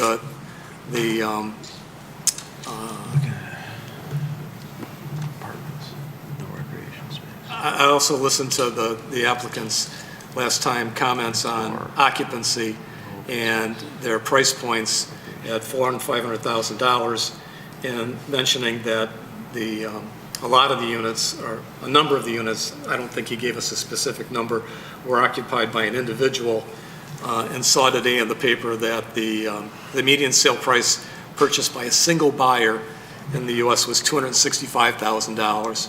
And according to the Housing Center that's Housing Center of American Enterprise Institute, and the National Association of Realtors stated that the median home price hit $350,000 last month. So in terms of number of occupants there, when we were looking at 48 occupants and how much open space they should have for recreation, I don't think there's going to be too many single occupants there, and probably at least 96 or 100 people living there without children. Any other thoughts? Mr. Lambert? Mr. Carlisle, I know one of the concerns you expressed were the guest parking spaces. Had you had any discussion with the applicant about how to resolve that problem? No, I don't believe the applicant made any changes to the guest parking spaces other than eliminated a few that were actually in the center area where they added more of the recreation space. So I think it's the same issue that we had before haven't been addressed with the resubmittal. Okay, thank you. Go ahead, Ms. Malala. Thank you. Mr. Carlisle, on page 66 of our packet, I do see the 3 recreational spaces, 1 in the back and 2 on the sides of the property, but this view doesn't seem to show that. I'm still assuming that they are there, correct? Yes, I mean you can. Again, this is just a bird's eye perspective. It's not the site plan per se. It should be as accurate as the site plan as possible. You can see the one here. The one back here is kind of hidden by this building, and the one here is hidden by these 2 buildings. So they're kind of difficult to see based on the angle at which this was shot. And I take it that last time when we discussed, they were thinking about having it as a gathering space, a space where people can sit around with some tables and chairs. That still also is in the proposal, correct? Yes, there's some seating area around each of these little circles, and then there's the larger common gathering space in the center of the site. Okay, thank you. Go ahead, Mr. Faison. Just a clarifying question, and I think we talked about it last time too, and it's come up a couple of times this time about the sidewalks or the trails, whatever we call them, included in the open space. I thought we had a definition of open space in the ordinance that included those sidewalks. Is that correct or incorrect? Going to Mr. Hudson's point about, are we setting a precedent if we do that with this project? I didn't think that was the case from our last conversation.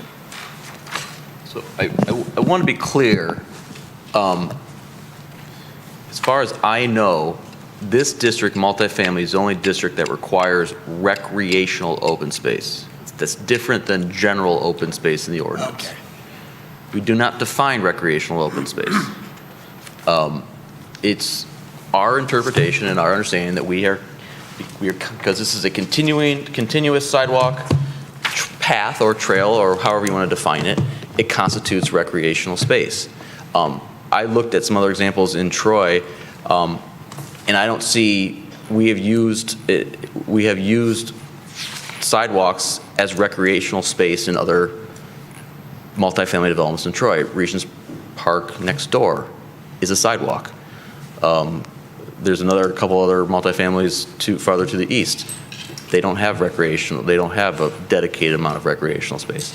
So it is our interpretation and our feeling that this constitutes the required amount of, in just a numbers standpoint, the required amount of open space. And I think the applicant has done an admirable job of adding more into the center of the site to be it more functioning, usable, and really that's once you look into the development and pull in, that's the front door of the development. They didn't try to hide it in the back. They really tried to make it a focal point of the site. They really have tried to spruce up and lost 4 units to accommodate that. So just one quick follow-up. So general open space includes the sidewalks. There's a distinction with recreational open space. So we have we don't have a definition of recreational as open space. Yes, we do. In the ordinance. So we know there's landscape requirements, there's open space requirements, that's defined and clarified. There's no such thing as a recreational open space. There's language about it may include this, but it's not in the definition section of the ordinance. Okay. Thank you. Yeah. Okay. Anything else? Oh, go ahead, John. I just want to, my understanding is being concerned about adding sidewalks outside of the property or streets outside of the property line could not be included as part of a site development. So anything that's in the right-of-way wouldn't be considered something that we could include as open space, recreational open space. I guess, listening to the comments here, I'm trying to understand, is it because the sidewalk is straight? Because it's concrete and not a different material?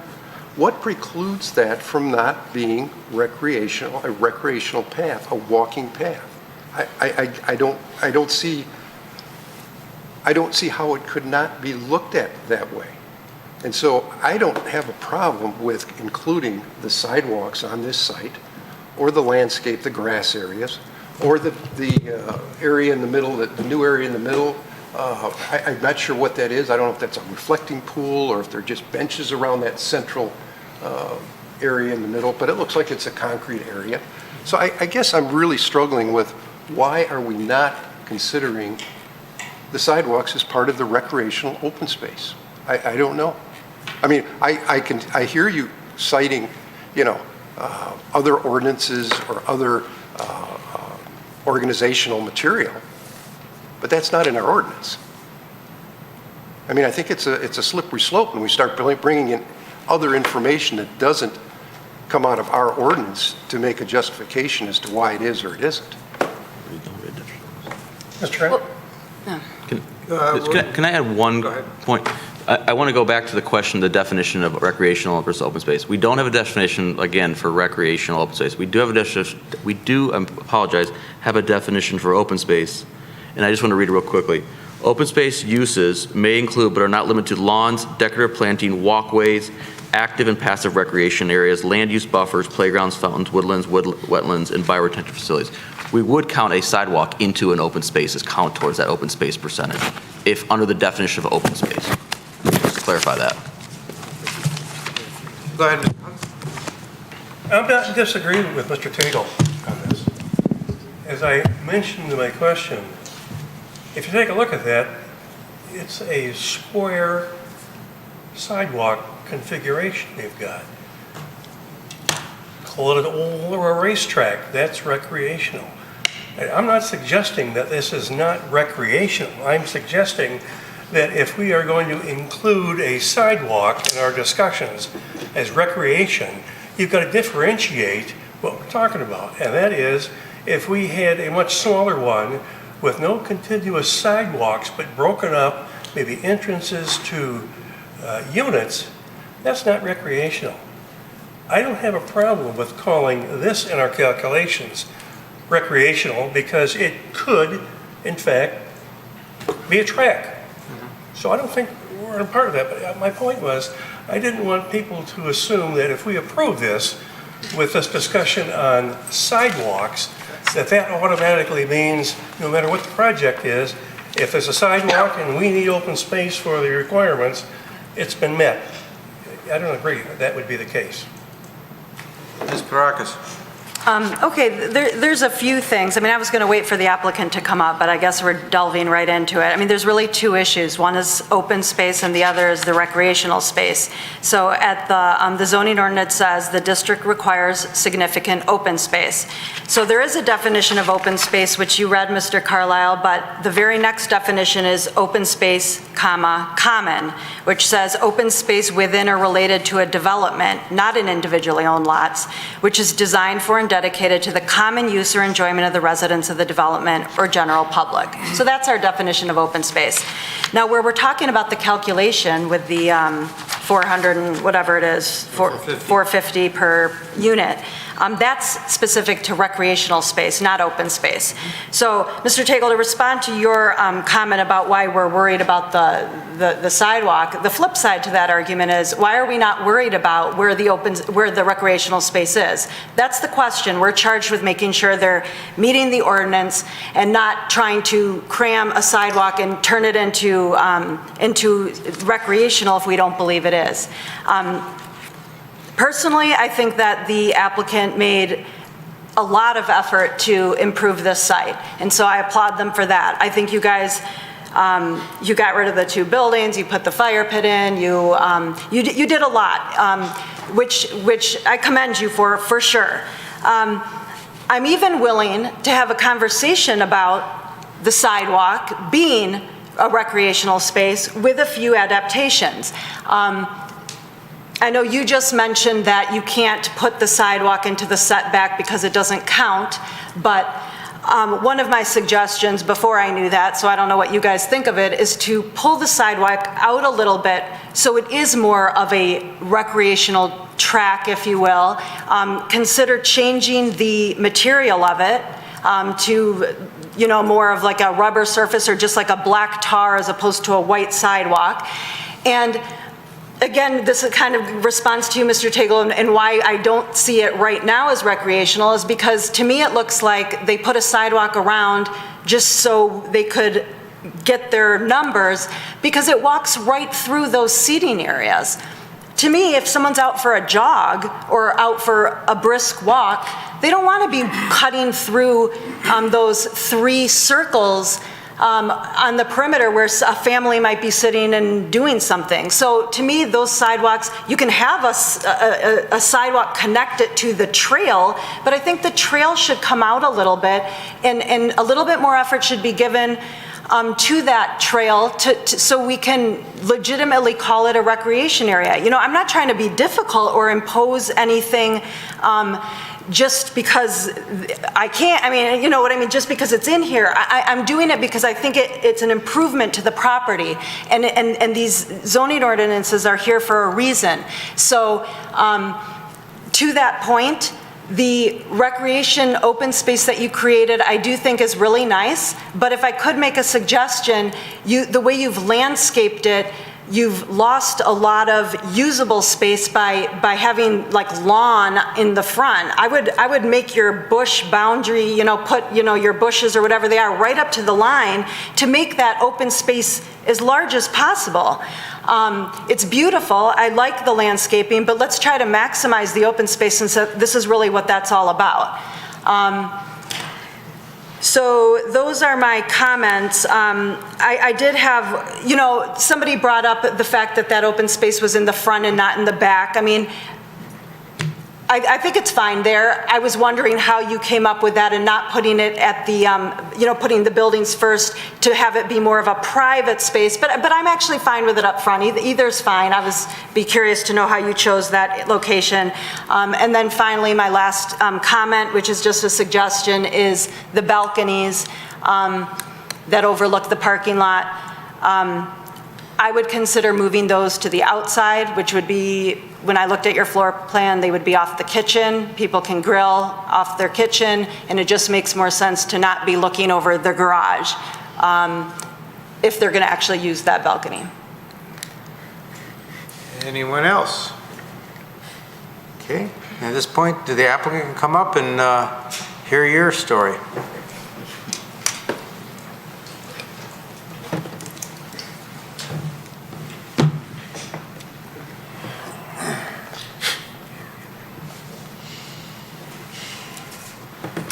Good evening. Aaron Nicola, Eureka Building, 5960 Livernois, Troy. Thanks for having us tonight. Second time in a row. We appreciate all the comments here tonight. We took a real effort to take the feedback that you've given us 2 weeks ago, very good feedback. And we try to incorporate all those feedbacks that were given into the updated site plan at a very high speed. We turned this around within a few days. We had a whole team working on this, trying to get this thing done, so you guys would have it still fresh in your mind and review it again. I wanted to address a couple of points, and then I can take some questions. We really thought of reducing the 4 units. We looked at the viability as a project and what we were trying to achieve here. And we did take the feedback as far as recreational space and adding some more amenities as key. Appreciate the fire pit idea, appreciate the seating idea. So we added all those areas, and the playground became much larger with another seating area that to the south of it could be switched into a beanbag area or like a horseshoe game for adults when kids are not there. Those are future potential uses. We also appreciate the feedback today on the sidewalks, and that can be easily fixed. We can go on the side, on the west side of the walk, and eliminate the center island connection. That's easily done. Appreciate the feedback as well. We are here today basically with open mind again. We also would very happily take the feedback related to the seating areas on the sidewalks. And what we can do, we can go around those seating areas, basically, so then the sidewalk would not touch at all the round seating area. Basically, it would be a few feet away going around it. We also can use a different material. We can do a black tar. We can use other materials that would be a bit different than white concrete. We can think of pavers. We can do pavers as well. That's an option. With those other ideas, maintenance long-term may be an issue rather than concrete, but we're open. We can do that. That's not the issue. With that in mind, I think we've come a long way here with your feedback, your constructive feedback, with this updated proposal. And we're looking forward to the approval tonight so we can move forward with the project. One more point I want to address as far as the entrance. Why do we put it at the entrance? We wanted to make sure that whoever enters the subdivision, it adds the looks of the sub. So we have a render. Obviously, Mr. Carlisle did not show it here tonight, but I believe it's in your packet. Where there's a render when you enter the sub, and you can see the landscape and the fire pit. And it elevates the sub in our view in terms of the way it looks. And as far as the bushes, of course we can take the bushes out. That's part of as I said, our team worked overnight to turn this around so that this we can finalize during the engineering phase. That's not an issue whatsoever. To maximize the inner space use. I'm open for questions. Now we'll start on this end and work our way around. Go ahead, Mr. Roush. I just have one question. Mr. Tagle had brought up the comment about the windows on the side of the building, and now with the open space that you have at the entrance, those ends of the buildings are pretty prominent. You went to such great effort on the fronts of the buildings to break that up so it's not just all one color or one material, and yet on the end of the buildings it's not that. You've got a predominantly, I'm not sure, you're using a cement board or something, and then some brick. Could you do something to break that up to try and make it look? I can answer. Thank you. Can you please, Mr. Carlisle, bring up the elevation, the side elevation? Thank you. The rendering. There's a rendering. There's a side view rendering. Thank you. So this is the side view elevation, of which less than 20% is the hardy board siding, which is that hip area with that window on the 3rd floor. The other 2 areas are brick, high quality brick. So it's 80% of brick related to the materials. This is one on the material side. Related to the design, this is an urban contemporary design. We discussed last time, I have the architect here, I can bring him over here. The idea is less is more in terms of adding more details. We thought the idea of the window was feasible, viable, adds more light on the staircase when you come up, and we added it. Now, the architect is of the opinion if you add more, it gets too busy for this type of a urban concept. I don't know if I answer your question, but that's our feedback, basically. Yeah, I don't know that I was looking, I guess, yeah, I don't want to redesign your building. And I'm not going to try and tell you how to do it. I see the front of the building and I see how that is not, it looks like each unit is predominantly two different materials. So the front? On the front. The front, there's three.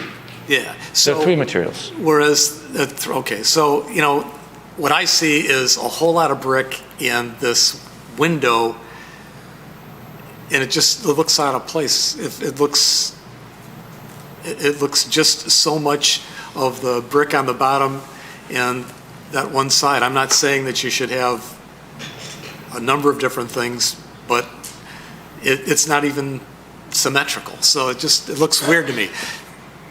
If this is what is supposed to be contemporary, then you can ignore everything I've said. So I appreciate the feedback. As I said, the original idea was without the window.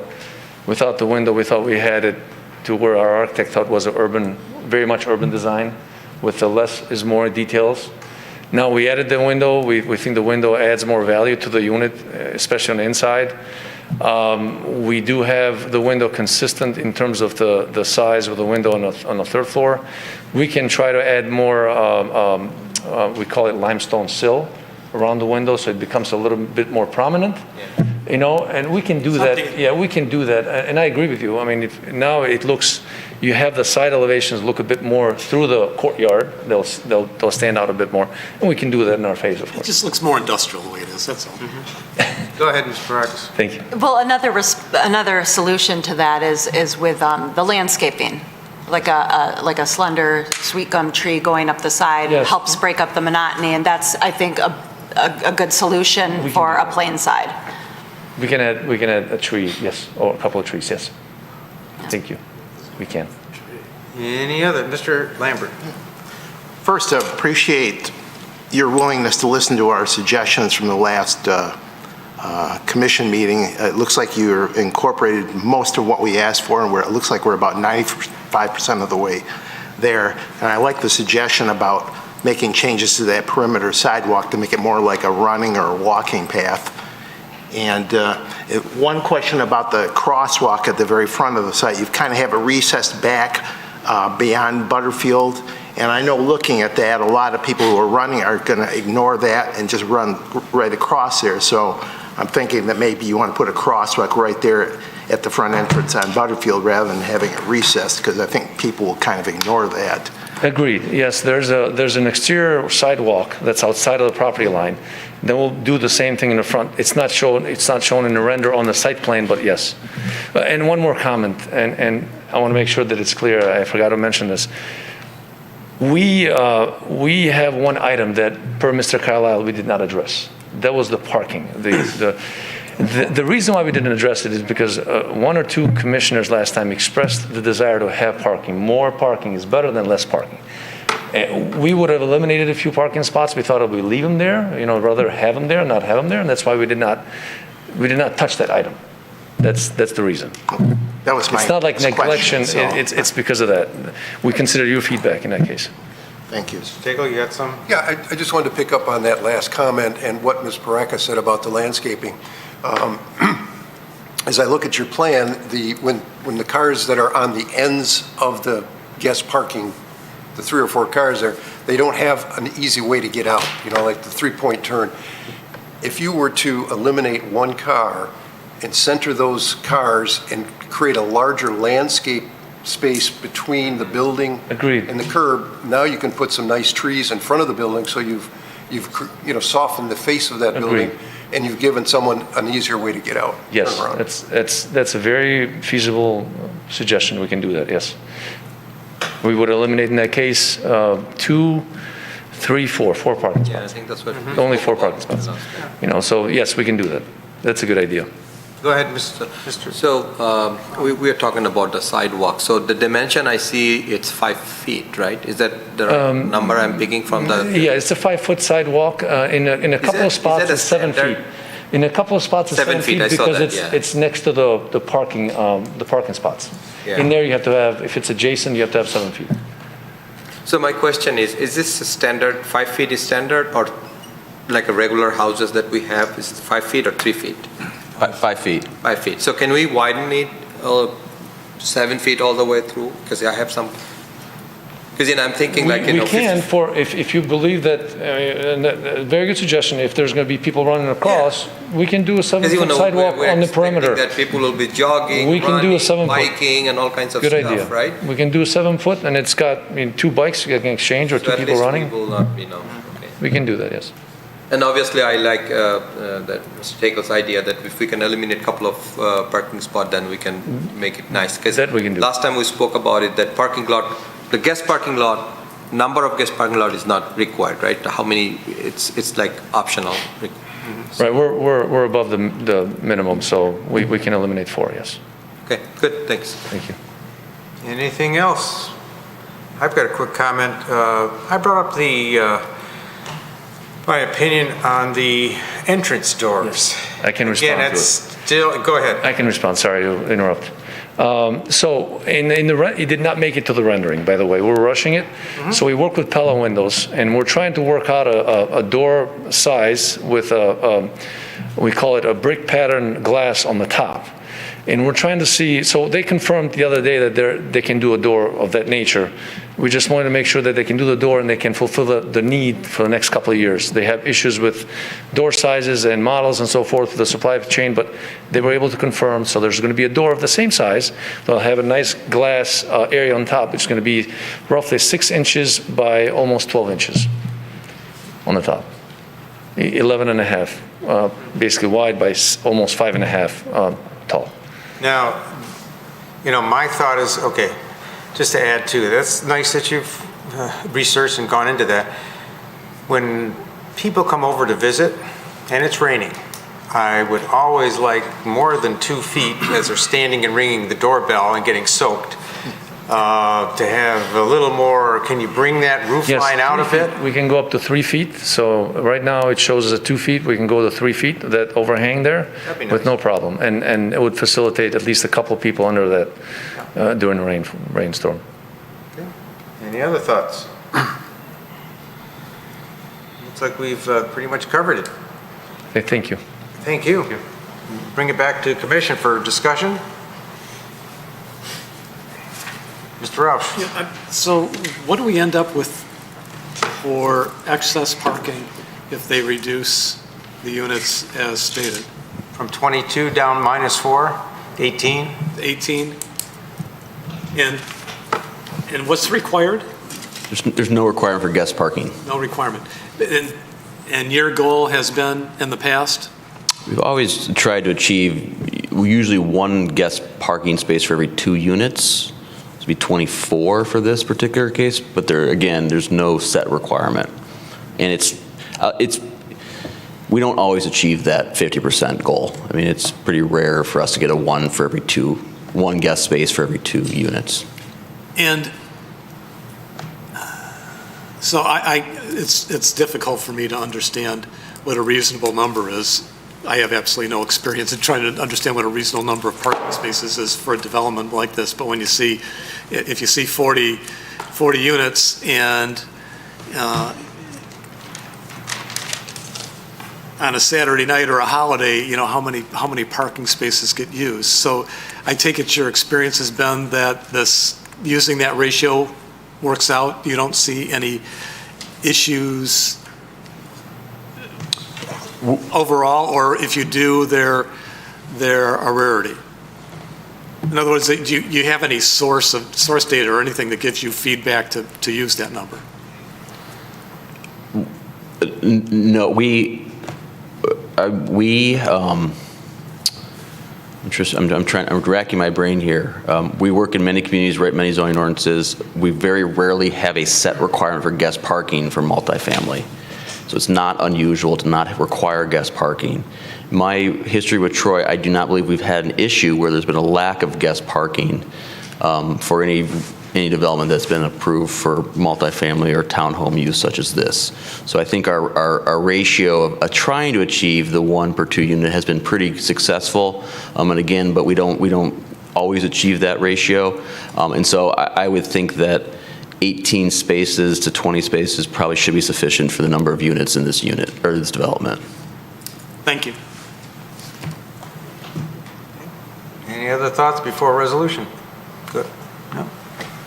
Just to make sure we're all on the same page, I'm not going to attempt the resolution, but the way I understand it, we're talking about adding a non-concrete jogging trail that would go around, I mean, it's going to be hard to explain it all, but go around the perimeter, maybe bring it out a little bit, push back the landscaping in the middle to maximize the open space, and reduce guest parking from 3 to 2 and add 3 to 2 in those specific areas, which I think 4 to 3. 4 to 3, and add landscaping trees along, in order to add landscaping trees along the side of the buildings. That will make it clear then? Okay. Was there anything else that we wanted? My thought, though, as far as the material used for that sidewalk, asphalt it cracks up more with heaving of the frost. And as far as brick pavers, they look nice, but you try to roller skate on them, and holy cow, you just, your teeth chatter. I like the idea of concrete. It could be a color concrete. It could be something, attractive, but to go to another material, I think, again, you kind of defeat the uses that can be used. They've got all these little scooters now and things that people, a bumpy area is not going to be fun. No, I agree. No brick pavers. There's stamped concrete. I mean, I guess it can be concrete, but just not something that is...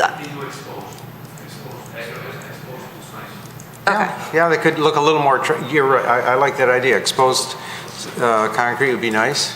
Okay. Because it's smooth and yet gives you a new texture and a more of an artistic look.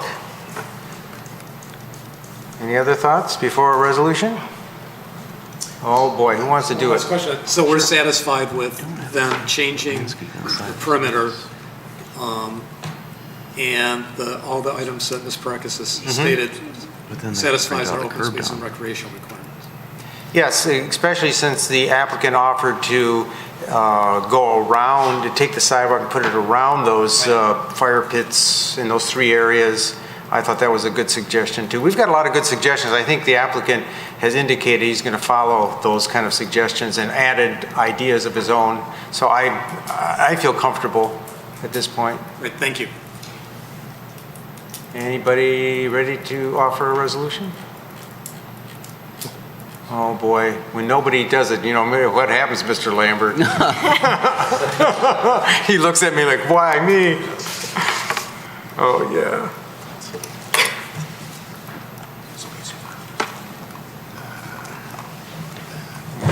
And we'll help you, Dave. Okay, good.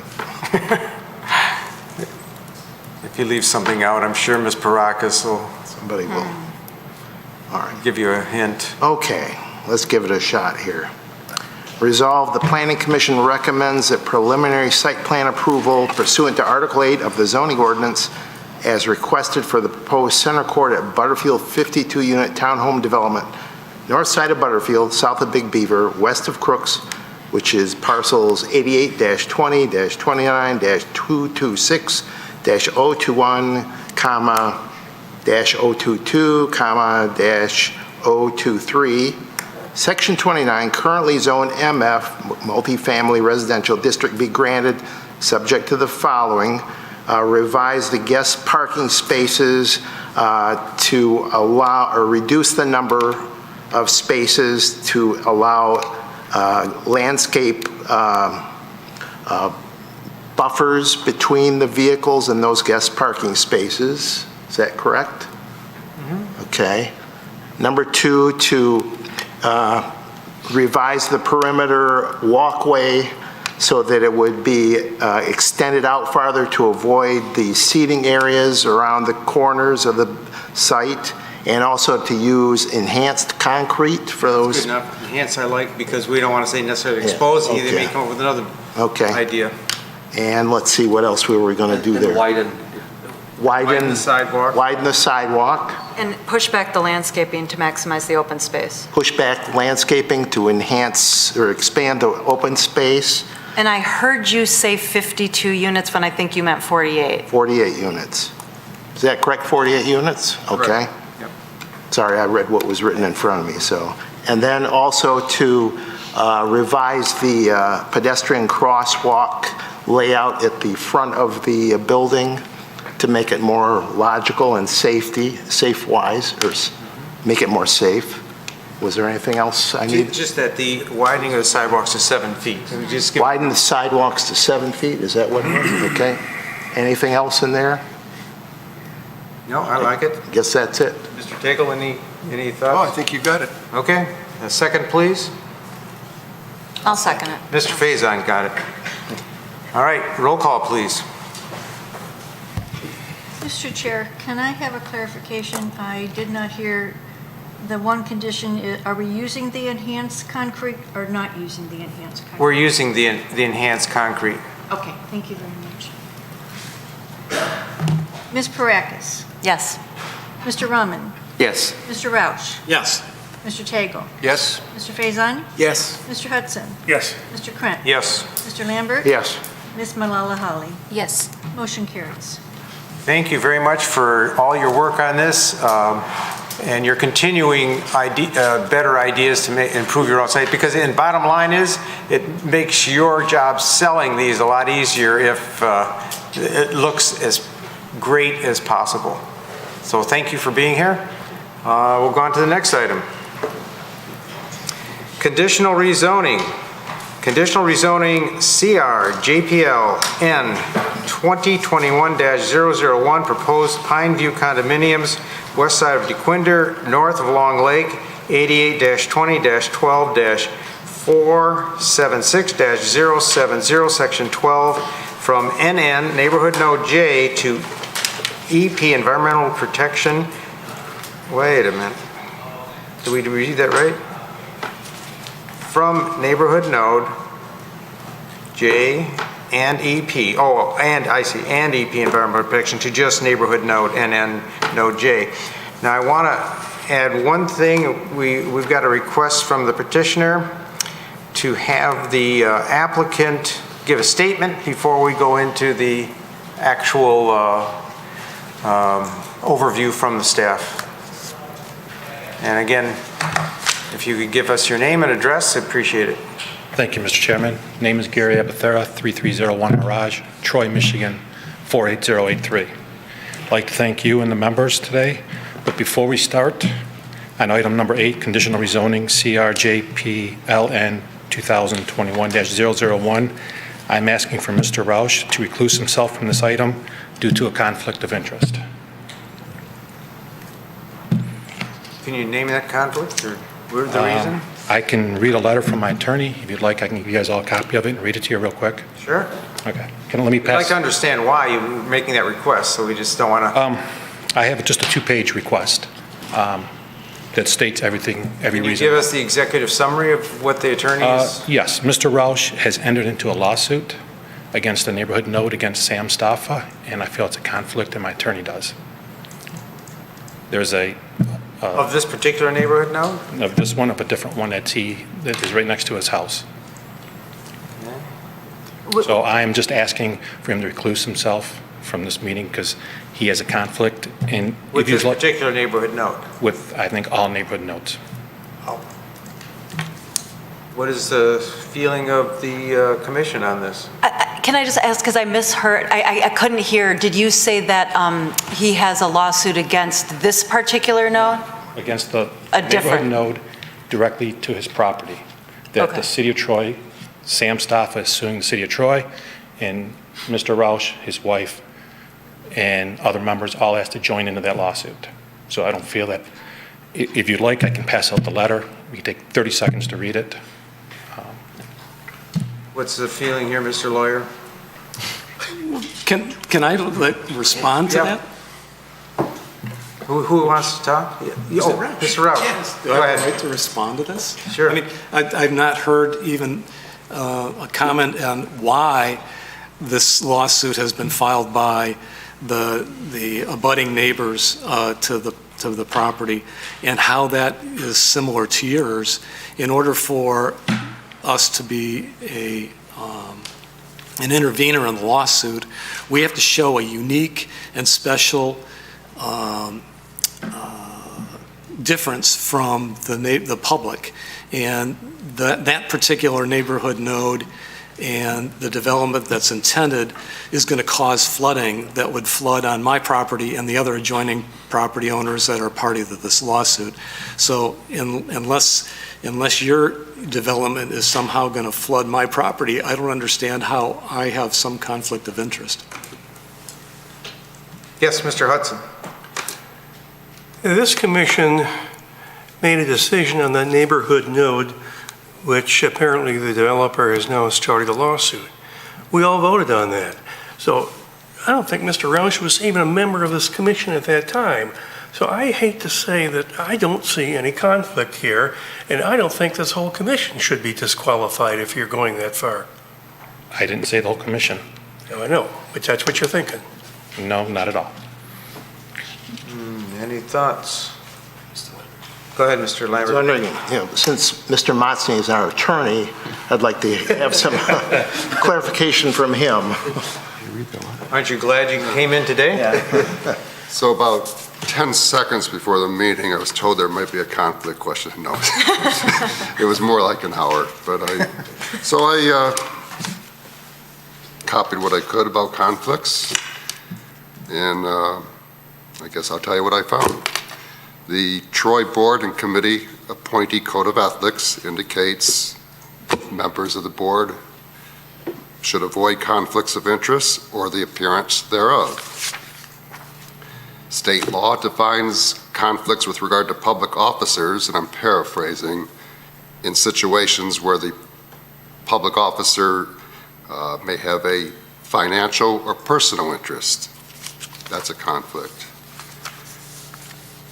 The bylaws for this committee indicate that you have to comply with the Michigan Planning Enabling Act, but also that meetings should also run in accordance with parliamentary procedure.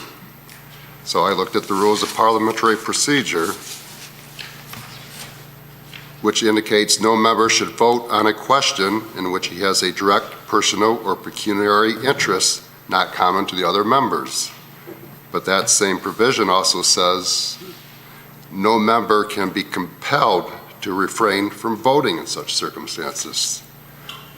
So then I looked at the Planning Enabling Act, and this is what it says. And I'm reading. Before casting a vote on a matter on which a member may reasonably be considered to have a conflict of interest, the member shall disclose the potential conflict of interest to the Planning Commission. The member is disqualified from voting on the matter if so provided by the bylaws.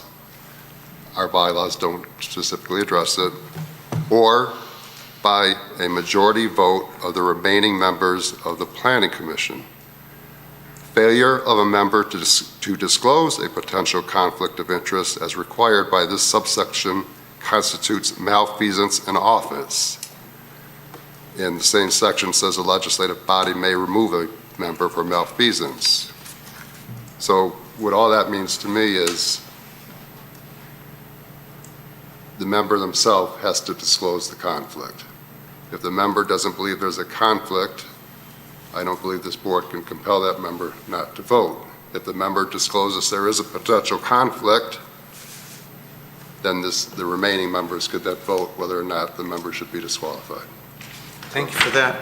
Mr. Rausch, do you have a reason that this particular item is in conflict with your lawsuit or your actions? No, and I'm not even a party to the lawsuit yet. I mean, we filed a motion to intervene because we believe that our property would be flooded if it was built. What neighborhood node is that? That's the neighborhood node. Crooks. Crooks and Waddles. And this one is miles away from that? Yeah, this one is miles away, and yeah, so I don't believe that any decision on his application is going to have any impact on me, so I don't believe there's a conflict. Okay. Ms. Parakis, since you're a lawyer? Well, I was just going to add that I think it's a bit of a stretch because I don't remember how many nodes there are, but essentially then he can be disqualified for anything we do at a node, because that would be the precedent that it sets, that he's biased against nodes, which would be, the next several years of what we're doing here. And to me, there's just no connection amongst the nodes, just the fact that it's a node. That's my thought on it. Thank you for that thought. Anyone else? Ms. Malala Holly? I second that. There is no connection to this particular proposal to where Mr. Rausch resides and the pending lawsuit. There is no connection as I see it. Okay. Any other thoughts?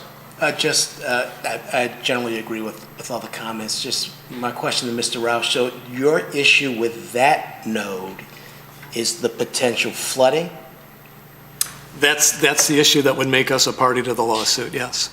If the judge grants it. The lawsuit. Yeah. Okay. If the lawsuit even goes forward. The city has filed a motion to dismiss. Okay. So what's the pleasure of the commission? Brent, can I? Yeah, go ahead. Can I say something, please? Sure. In the lawsuit, which I would like to pass out to you guys to see, it states that Mr. Rausch owns a home that is adjacent to the Stoughton neighborhood node, in which he states his pleadings and has set forth his opinion and interpretation publicly that any attached single-family dwelling or multifamily dwelling cannot have a height of 3 stories in the neighborhood node in the city and should not be allowed pursuant to his interpretation of the master plan and city ordinances. Okay. Says right in, and if you guys would like me to pass it out, it states right in here, it's the Sam Staffa versus the City of Troy, and Gerald and Tracy Rauch, the Woodlands of Troy Homeowners Association, Mike Lipinski, Laura Lipinski, Jingming Zhu, and Hedy Zhu, intervening defendants. So he didn't get drawn into it. He volunteered before the Oakland County Circuit Court to become part of the lawsuit. So it was his opinion about the height. That's an opinion, that's not an ordinance, so. Mr. Tagle reclused himself today from a thing because he works for the architectural firm. I sit on the board to see, I recluse myself all the time because if there's zero opposition that you can ever go back and say, you were part of this board and you should have reclused yourself, and I'm sure everybody here has recused themselves. If you recuse yourself, you take any chance of any problems ever coming back. If, no one person is bigger than the city. And it states in here, and as Mr. Motzner said, there are the bylaws acknowledged in the website on the City of Troy. Excuse me, I said that in the wrong spot. Participation by Mr. Rauch of any kind is contrary to the city ordinances, statutory Michigan law, and planned bylaws of the City of Troy, the full disclosure policy, enforcement of the City of Troy, and the City of Troy Code of Ethics, which, being on a board member, we've all signed and all have done. I'm just putting out there that I think Mr. Rauch should recuse himself. You guys may not think so, but if you take yourself out of the equation, it can never come back that you were biased on anything. Just my opinion, Okay. Yeah, and I would understand. like, if you guys vote on it and it's not, or Mr. Rauch does not recuse himself, then we'll move forward and keep going. But it's public record that that's what we have. So if you don't mind, I'd like you guys to at least take a vote on it.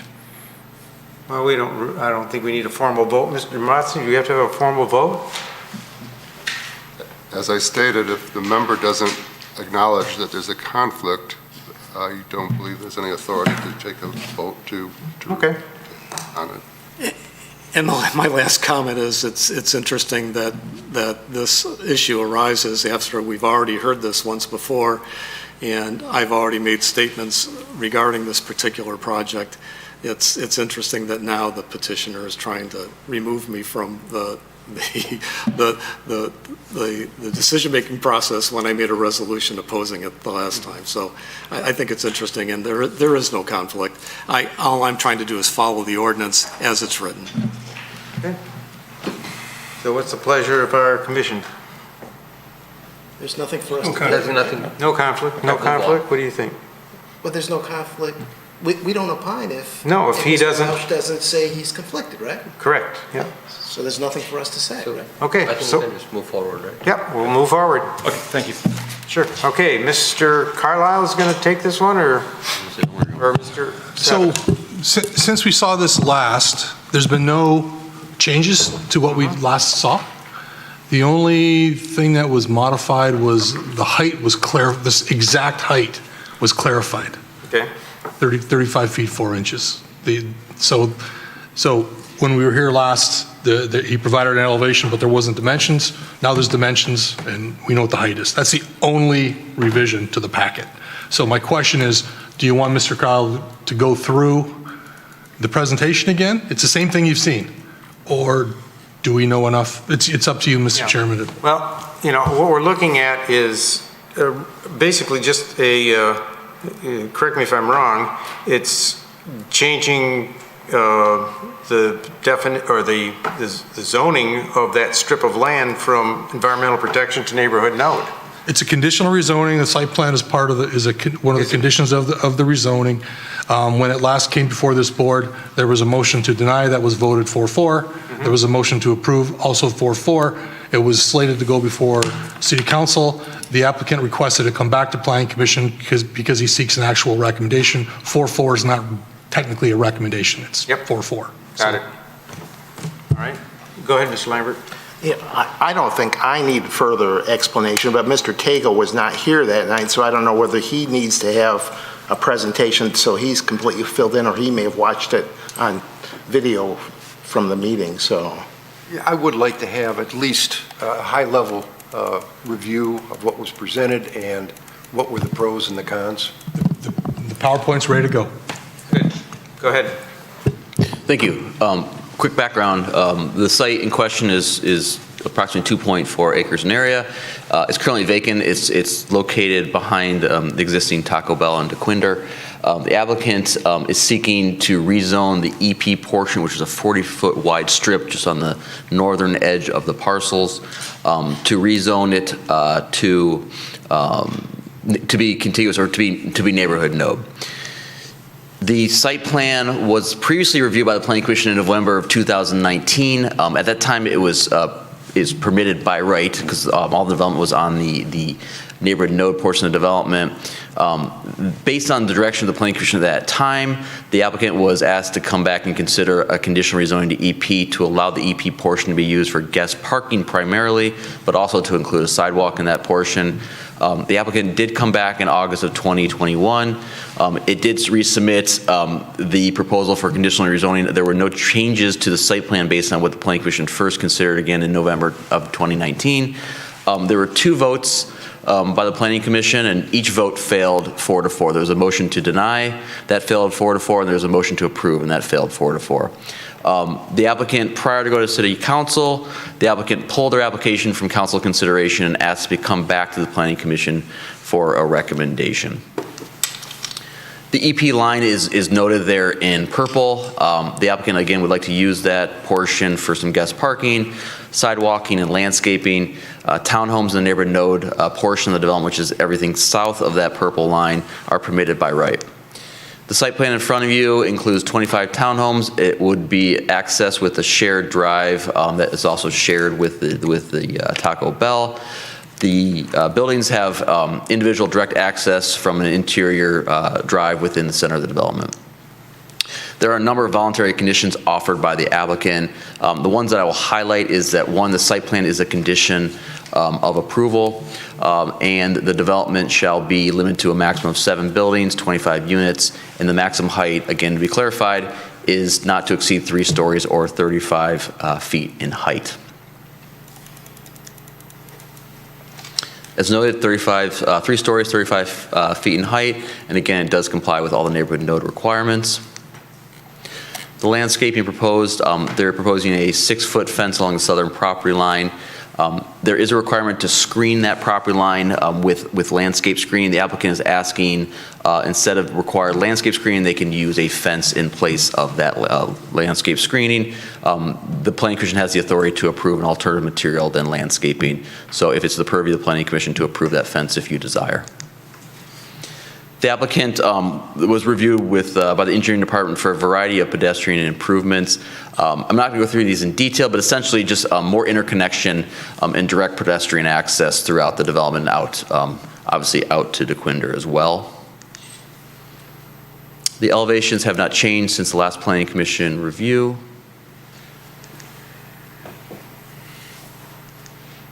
So rendering of the units. We do find it has meet the standards of the neighborhood nodes set forth in section 5.06E, as well as the conditional rezoning standards set forth in section 16.04C. And based on that, we are recommending, the Planning Commission recommend to the City Council conditional rezoning and preliminary site plan with the conditions that 1, the applicant submit a photometric plan and elevation, or photometric plan and details. 2, provide, address the engineering pedestrian connection comments. 3, provide a site landscaping calculation. And lastly, there be an execution of a conditional rezoning agreement between the city and the applicant. Thank you, Mr. Chairman. Thank you. Go ahead, Mr. Faison. Just a quick question. Ben, did we talk about the traffic study and then this document that shows the crash activity? Did we talk about that last time? So, do you want to do it? Or you? Yeah, I can do it. Okay. I just thought, I don't recall seeing. Yeah, that was provided, the crash data. There was a resident who appeared before the Planning Commission, made some comments about crashes. I remember that. So I contacted Ben from the police department and asked him if he could pull specific data for exactly that area, and he was able to through another association. I forget the name of them. They partnered with the road commission and the police department for that data, and basically, as I don't have it up in front of me because I've got this on my screen, but basically the drive was put in 2006, so they broke out the data 2000 to 2006, and then 2006 through 2020, I think August in 2021, and the numbers were basically, as I recall the numbers. I didn't do a data analysis. It was mentioned, so I kind of put it out there, so we had that information. There was basically a little over a crash a year prior to the drive being there, and then after the drive there was a little under 2 per year, I believe. So there was a slight increase, but given that many cars and given the fact that there's a Kroger across the street, that's probably the reason for it. So that was why that was provided. Right. The comparison, the traffic memo, if you will, it's really not a full-blown study. There was a lot of discussion about this particular use and what it could be, and prior to this property being zoned neighborhood node, it was zoned office. Mm-hmm. So it seemed like what's going to be there. Well, it's located behind an Arby's and a Taco Bell, so there's really only so many uses that are going to go there. So an office building, given the fact that it used to be zoned office, kind of made sense. So we made an assumption of an office that would fit there, and to compare traffic impacts. If an office was, which it was zoned when the drive was put in, and just to kind of compare the traffic impacts of an office, which compared to residential, and the impacts of residential are actually less than if it were an office, which is what the property was zoned prior to being zoned neighborhood node. That was just a kind of a comparison, because it was mentioned a few times. No, understood. So that's why I asked. And the multifamily housing generates limited trips in and out relative to the volume on DeQuinder. It seems like the crash data shows an increase, but maybe not a significant one. So, thank you. Okay, we'll start with Ms. Malala Holly and come around. Thank you, Mayor Chairman. Mr. Savadant, last time when this was heard in this room, there were 2 residents, and one of the residents did mention that there was a traffic backup on the road. Any updates on that? Because the way she was, when she was presenting her side of the story about this project, she happened to talk about a significant car backup on the road. So now we are talking about a multifamily entrance and exit, which at that point also raised concern that it's a shared driveway. Any updates on the traffic study there, or how that could be mediated, remedial measures? I have no information to back that up. I've got nothing. I don't know. I will say that if there is traffic that is queuing for a drive-through on a road, that's a problem, and the police department should be contacted. That's dangerous, and stacking is to be on the private property and not in the right-of-way. So that's. I don't know of any issues, but I'm not. We'll take the applicant at their word. I don't know. Okay, Ms. Barakis. I'm sorry, I'm not the applicant, the resident, not the applicant, sorry. The breakdown of the crashes to 2006 and then 2007, the big event there was the Taco Bell being, okay. So for me, I mean, a different way to look at the data is that essentially the traffic crashes doubled after the Taco Bell went in. So it was 2 a year instead of 1 a year. So I think that's significant. Another issue that I want to ask about is the 5.06E1A requirement of the design standards for this, which are applicable. I don't understand how that complies. Could you explain that to me? Well, Which So the design standards 5.06E1A, building orientation and entrance. The primary building entrance shall be clearly identifiable and usable and located in the front facade parallel to the street. That's just not what's going on here. So to me, it doesn't, the site plan, I have a problem with the site plan. I don't have a problem with the rezoning thing. To me, the site plan does not meet the standards of the zoning ordinance. So this provision has been brought up in the past. This is the provision we're talking about, correct? Yeah. So at the request of the Planning Commission, I prepared a 9-page response indicating how this provision was interpreted and applied, and we believe that this application complies. Okay. I mean, I think that that's something that the Planning Commission needs to discuss. I mean, I don't know, have you sent the 9-page thing out for us to see? Yes. Okay. So I don't know what everybody else thinks. To me, it's a one-sentence requirement. The primary building shall be clearly identifiable and located in the front facade parallel to the street. I'm not really sure how how it works here, and I'd like to hear how everybody else thinks. So the provision, the neighborhood node zoning district is intended to strengthen the relationship between the certain intersections. There's about 19 of them, I believe, intersections with the road. And you do that through building placement and through transparency of the building. Okay. Now, the critical element for these neighborhood nodes is the building placement of those buildings that are close to the street. Similar to what you see on Big Beaver, where you've got outlots where restaurants or other uses are within 10 feet of the road, the right of way, between 10 and 30 feet, and then you've got other uses, other buildings behind. The critical element, similar to what we talked about for the office text amendment that was before us this evening, the most critical element is how those buildings that are closest to the street relate to the street. More critical than the properties and the buildings behind. That's how we've interpreted this ordinance. Now, in this case, we've got a Taco Bell that is between this property and the street. And that Taco Bell was reviewed, approved, and developed prior to this zoning district. So it does not comply with the neighborhood node provisions. But if that building is demolished and rebuilt, it will comply. And that's where we are, where this provision applies, is that primary entrance as that building closest to the street relates to the street.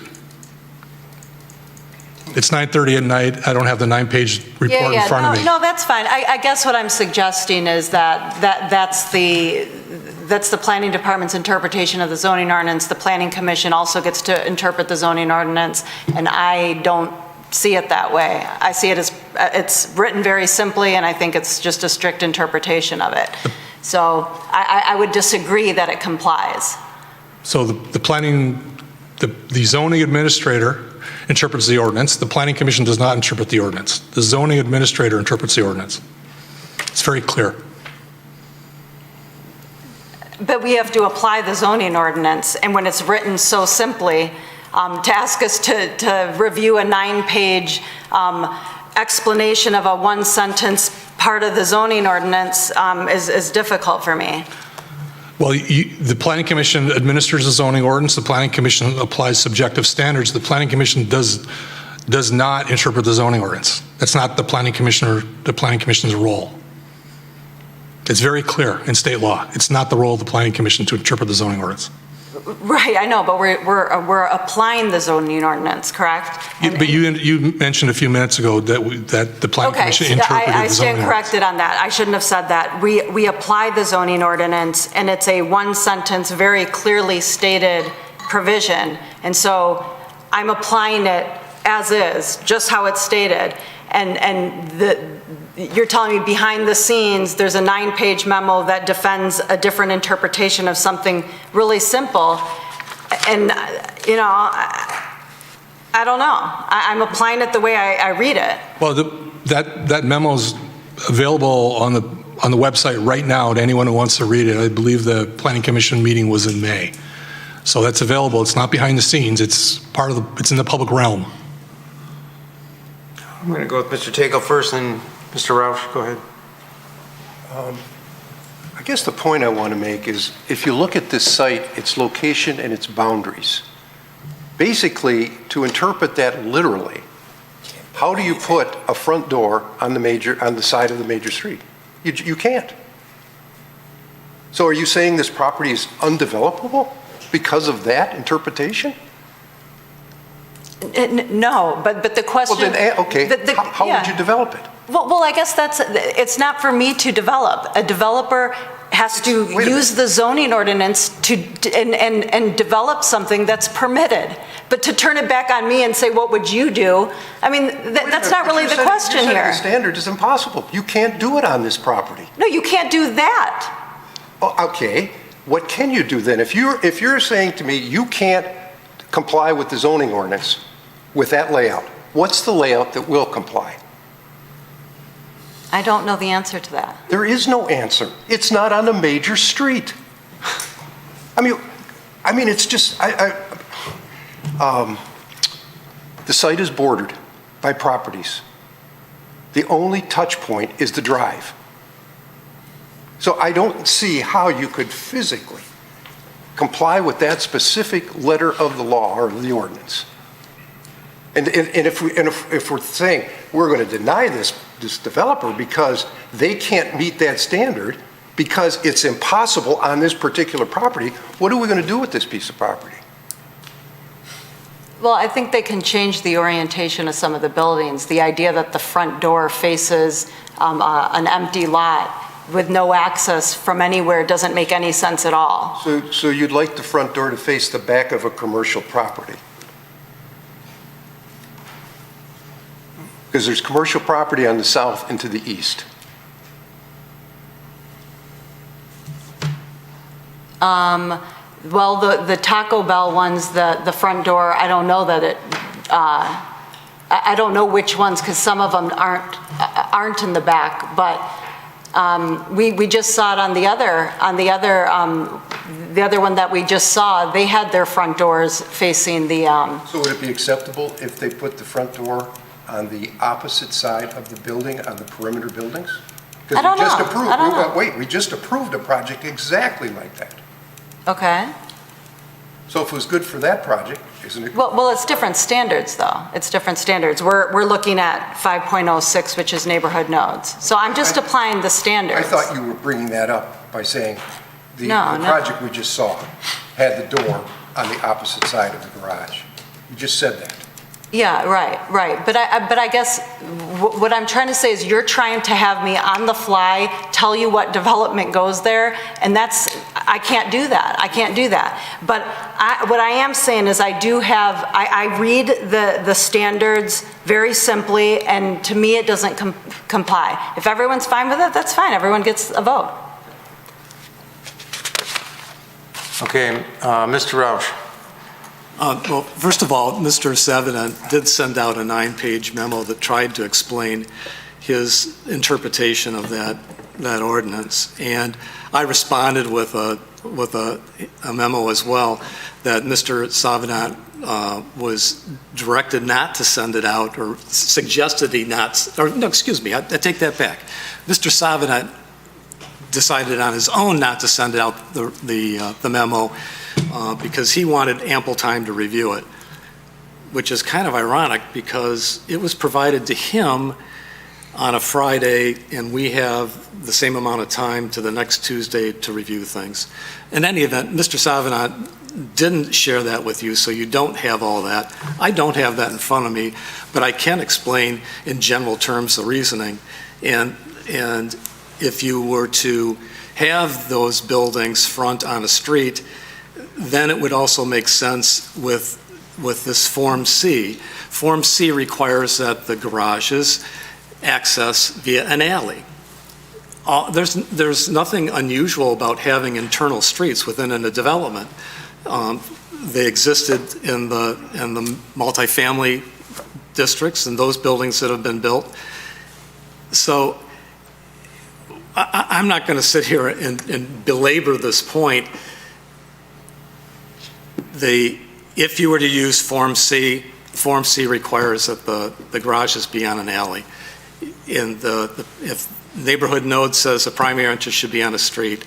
So instead, we've got front doors that face a sidewalk, which is great, but it results in an increased density in the development that's significant. In this particular instance, the biggest problem that I have is building Form C.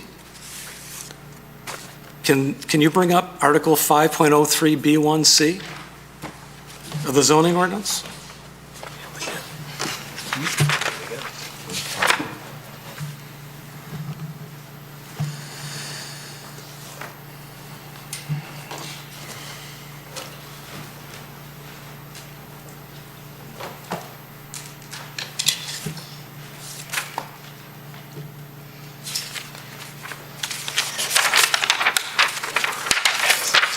Maybe.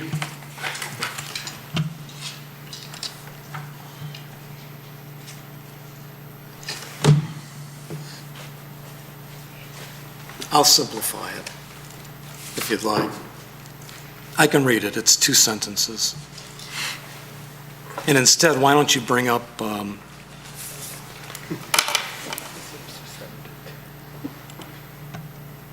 Mr. Carlisle's determination on the open space requirement for this.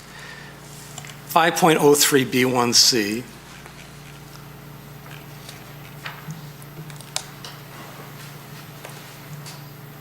says, this category is primarily designed for attached residential or live-work residential units, townhouses, and urban-style residential developments that are compatible with higher density urban character are the primary buildings permitted under this building form. So the building forms in the neighborhood nodes go Form A, Form B, and Form C. 4A is the least intensive use, Form C is the most intense use, and it's for an urban style residential development, compatible with higher density urban character. Neighborhood Node B reads, is a traditional, smaller scale, employment-based mixed use. Site type in neighborhood node B consolidates the smaller, diverse sites at and around nodes in the city. It goes on to say that they're located to support neighborhood node A as transitional areas between more intense nodes and the adjacent neighborhoods, and on their own covering an entire neighborhood for those nodes identified in the master plan as less intensive, smaller scale.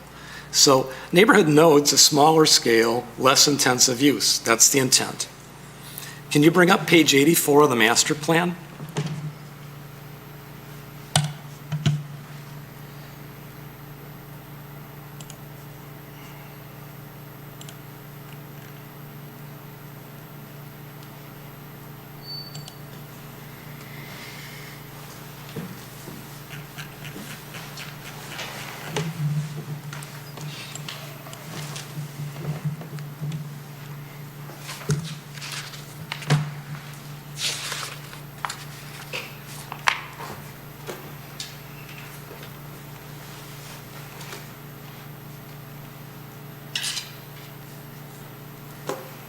Is that 84?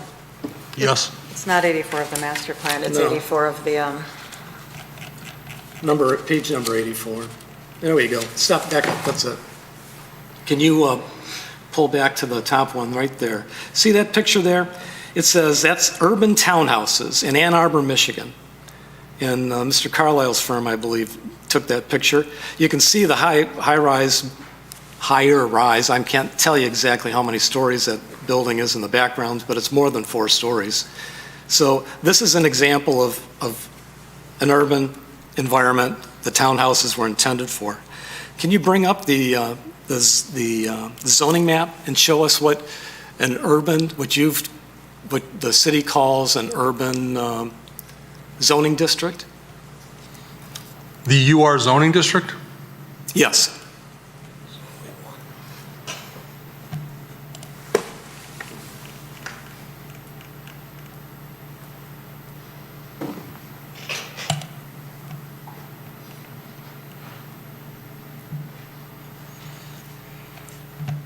Try 14 mile down, 14 and a half.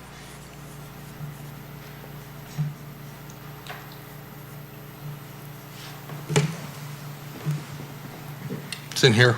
Can you see my cursor? Yep. So that urban district is across, in an area with light industrial. It's directly across the street from office. You've got all the malls, the Oakland Mall, just south of it. So that's what Troy calls an urban district. And we're talking about building townhouses that are supposed to be in Form C, designed for an urban character. Neighborhood node clearly is not an urban character. And we're supposed to have transitional density. The master plan says that transitional density is the missing middle market, offers opportunity to create housing and densities which fall between traditional single family and multifamily. So there's a number of different types of housing that go in that category: duplexes, fourplexes, attached residential. The specific site is surrounded by single-story buildings. And instead of having something that's transitional, we're going to put in the middle of it 3-story buildings. Again, in a form that is not intended for this type of node. And then lastly, I think I was asking Mr. Carlisle, I believe that the open space requirement for this is what? Was it 20% you had? At least 15%. I'm sorry, I can't hear you, sir. I think it's 15% in the nodes, but I could check. I thought you had 20 in your, and I can't pull it up in front of me.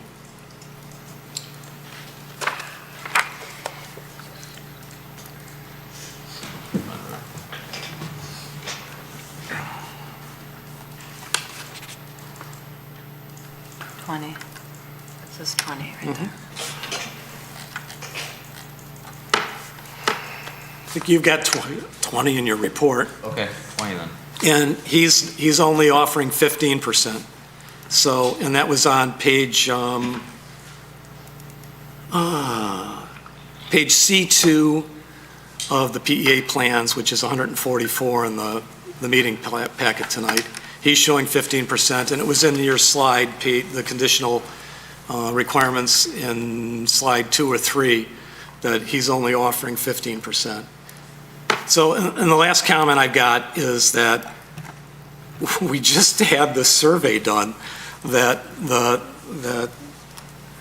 came out strongly against wanting any additional high-intensity residential being built. So for us to recommend rezoning for that type of use, I think just flies in the face of, what the public's asking, on top of all the things in the zoning ordinance that tell us we shouldn't be doing this. It's just not, it doesn't comply. It complies within the overall plan of what is permitted in a neighborhood node. You could build a 4-story building, but this doesn't comply with what the neighborhood node B is, transitional, and it's not compatible with the adjoining residential businesses. And then lastly, the comment on the traffic. Unfortunately, I was hoping that the traffic consultant would have looked at the entrance because in light of the residents' objection and concern about the traffic backing up in front of her house, because if you've got 25 units with potentially 25 to 50 residents leaving to go to work, coming out that aisle and sharing a entrance where people are trying to get into the Taco Bell, there's only 50 feet between the sidewalk and the outside edge of the driveway, so for the driveway to get into Taco Bell. So 2 cars, not bumper to bumper at the sidewalk would be blocking the entrance of people getting into the Taco Bell parking lot. So I think there's a traffic issue and traffic concern as well. Thank you for your time. Anyone else? Well, in that case, I'd like to bring the applicant up and hear what he has to say.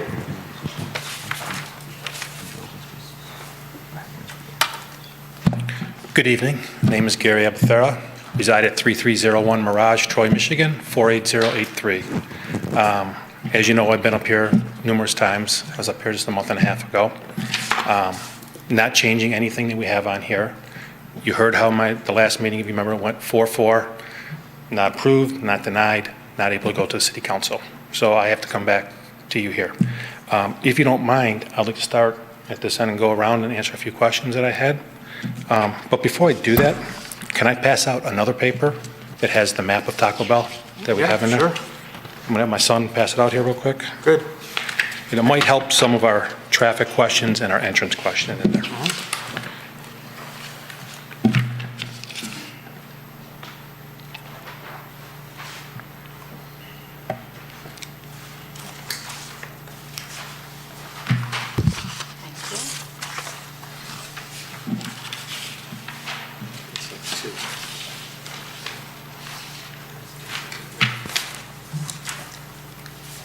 There you go.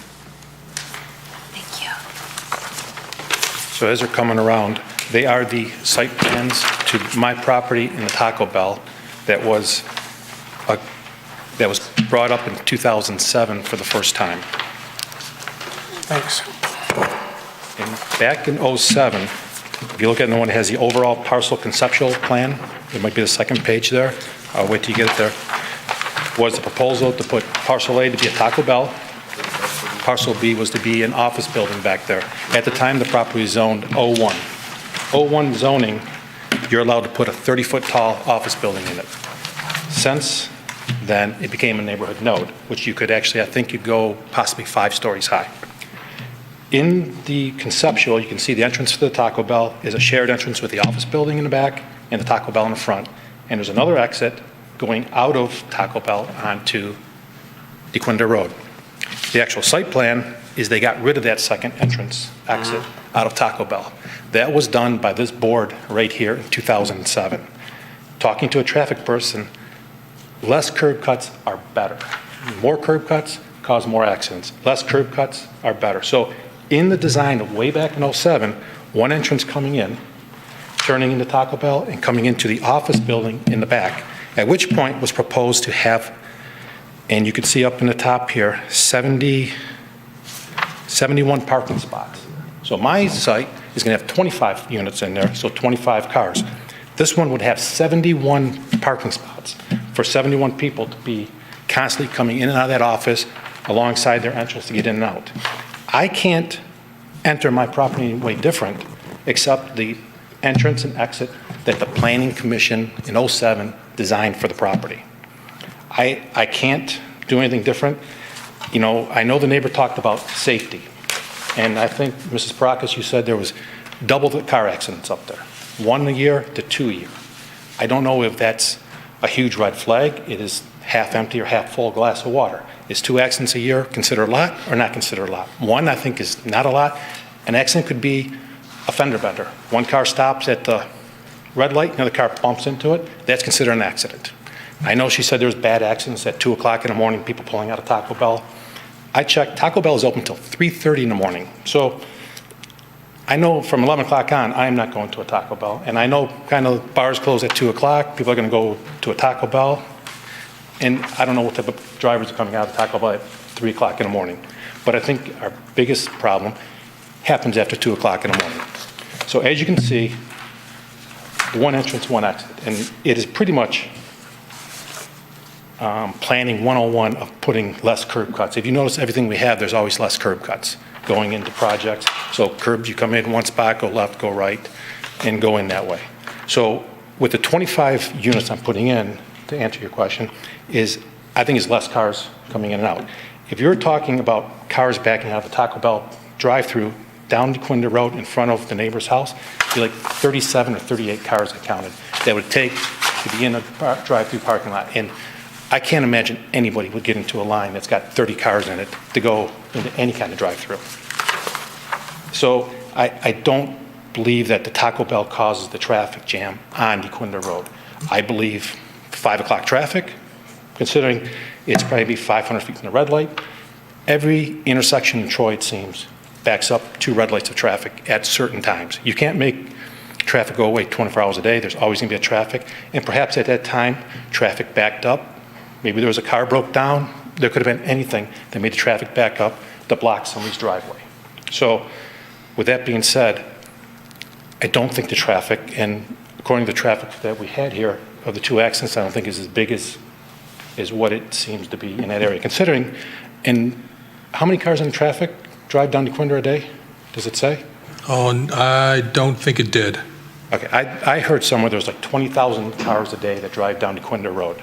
And if there's 2 accidents a year out of 20,000 a day times 365, it doesn't sound like you're feared for your life of being on DeQuinda Road. To answer Mr. Roush's questions, I can't answer 5.06 and all those different things in there. That is you and the department over there. But what I can answer is you said the height of the buildings are too tall because I'm 35 foot tall and everything else around me is single story. What happens next year when the house to the north of me sells? It's a rundown, tired house. I won't say rundown, it's a tired house. And someone comes and builds a 5,000 square foot house and their roof line can be 30 feet tall with the higher peaks. It's going to be 34, 35, 36 feet tall. You see them further down DeQuinda. So all of a sudden now, we're going to have a house there. The house is behind me, maybe not today, maybe 5 years, 10 years, they start tearing those down and start building a new house. People want to live in our city. Our city is the best city in the state of Michigan, and people want to come into our city. We see it all across, and people will buy a house and tear it down. I buy houses, tear them down, and build a new house because people want to be in our city. And to say that because that house built in 1960 was a ranch, you can't build, you're not the height. My heights and those heights are going to be more compatible when those become houses someday. Ms. Practice, I forgot, you you're talking about the zoning. That's fine. I can't No, get you're into good. that part. You're with answering you. everything well. Okay. I know nothing. Mr. Tagle, Gary, 25,000 cars a day. 25,000 cars a day driving down the road, and there's 2 accidents a year. I think that's pretty good. Mr. Tagle, you weren't at the last meeting, but at the meeting before that, in 2019, you told me that my buildings look like they're for old people and young people are going to live in, and I took your advice to the T, and you were exactly 100% right. And if you notice, I changed my facade, I changed it all to get younger people. And I have young kids myself, and I talk to their friends, and young people want to come into our city. There is a demand for this type of unit. As I said before, I am not going to move into a 3-story, and I'm not sure everybody here wants to move into a 3-story. Young people are going to move into it. This is the people that can afford a $300,000 house. It sounds crazy, but my cheapest house in Troy right now, brand new construction, is $615,000, and I am not in the greatest areas. I'm at the, Maple Road of Troy, not in the best areas, and that's the starting price of houses. So a young person wants to move into our city, they can't come to me and buy it, so they see these for $300,000, $325,000, and they want to move into our city. Getting young people into our city is the best thing ever. We want to get young people to move into our city so they get hooked into all the great things our city offers, and we have the greatest things in the city. As I said, I live in Troy, and I don't think there's a better city in the state of Michigan than Troy. With that being said, we want young people into our city, get them hooked. They like this, they love our schools, they start getting married. As soon as they have a kid, they're going to be like, we're going to move into a bigger house because we have a kid. Where do they want to move? They want to stay in Troy. So that's why as we get older, we sell our houses. There are going to be people that want to buy our houses. If we let all the young people buy houses in Ferndale, Hazel Park, Royal Oak, they're not coming back to Troy easily because they're going to find their roots down there. We want them here, so they're here. That's why there's a demand for this type of 3-story unit. I know it gets bad publicity, and I know, Mr. Roush, you said there was a letter went out, and people, I think there was, I could be wrong, maybe 1,700 people that responded to this. So I look at it, 1,700 people don't like 3 stories. I think our population is almost 90,000 in Troy. To me, 88,000 people like 3 stories. They like what our city's doing. Because if you had 80,000 people say we don't like it, totally away. We only have maybe 1.5% of the people that don't like it. And that could be, I don't even know how it was. Some people I talked to never even saw the survey. And I don't know if everybody here filled it out. I never saw it. It wasn't very easily defined. But people who knew the survey was out there may have stuffed the ballot box with it and had their friends all fill out the way they wanted to make it look worse. We have to have, and I don't know, 500, 600 3-story units in our city right now. And they're all sold. And we kind of, people talk about how they may not like them, but those are people's homes. And those people bought them, live in them, and love that home. So we got to be careful sometimes how we talk about 3 stories being too tall, because they are people's houses. And that's, that's the great thing about our country, is we can live in whatever type of house we want to live in. So with that being said, is there any other questions I can answer for anybody else? Oh, I do have one more thing. Excuse me, one more second. I did tell you I had a letter, and I owe to Mr. Roush to say in my letter that Mr. Roush may have intended in good faith to do what he did in his intervention in the Safa lawsuit. However, his position and expressed views has placed legitimate concern as to the Planning Commission's transparency and his ability to make an unbiased decision which affects the owners of people in neighborhood nodes in the city of Troy. And you're correct, you are only one vote in a body of 9. But I just want to put that out there that I'm not going after you personally. It's just I have a strong feeling for the boards in our city of Troy. So. Mr. Lambert. Mr. Abathiri, I remember when you came in front of the Planning Commission, not this past summer, but a couple of years ago with this almost exactly the same project. At that time, there was no proposal for a rezoning of the environmental protection zone.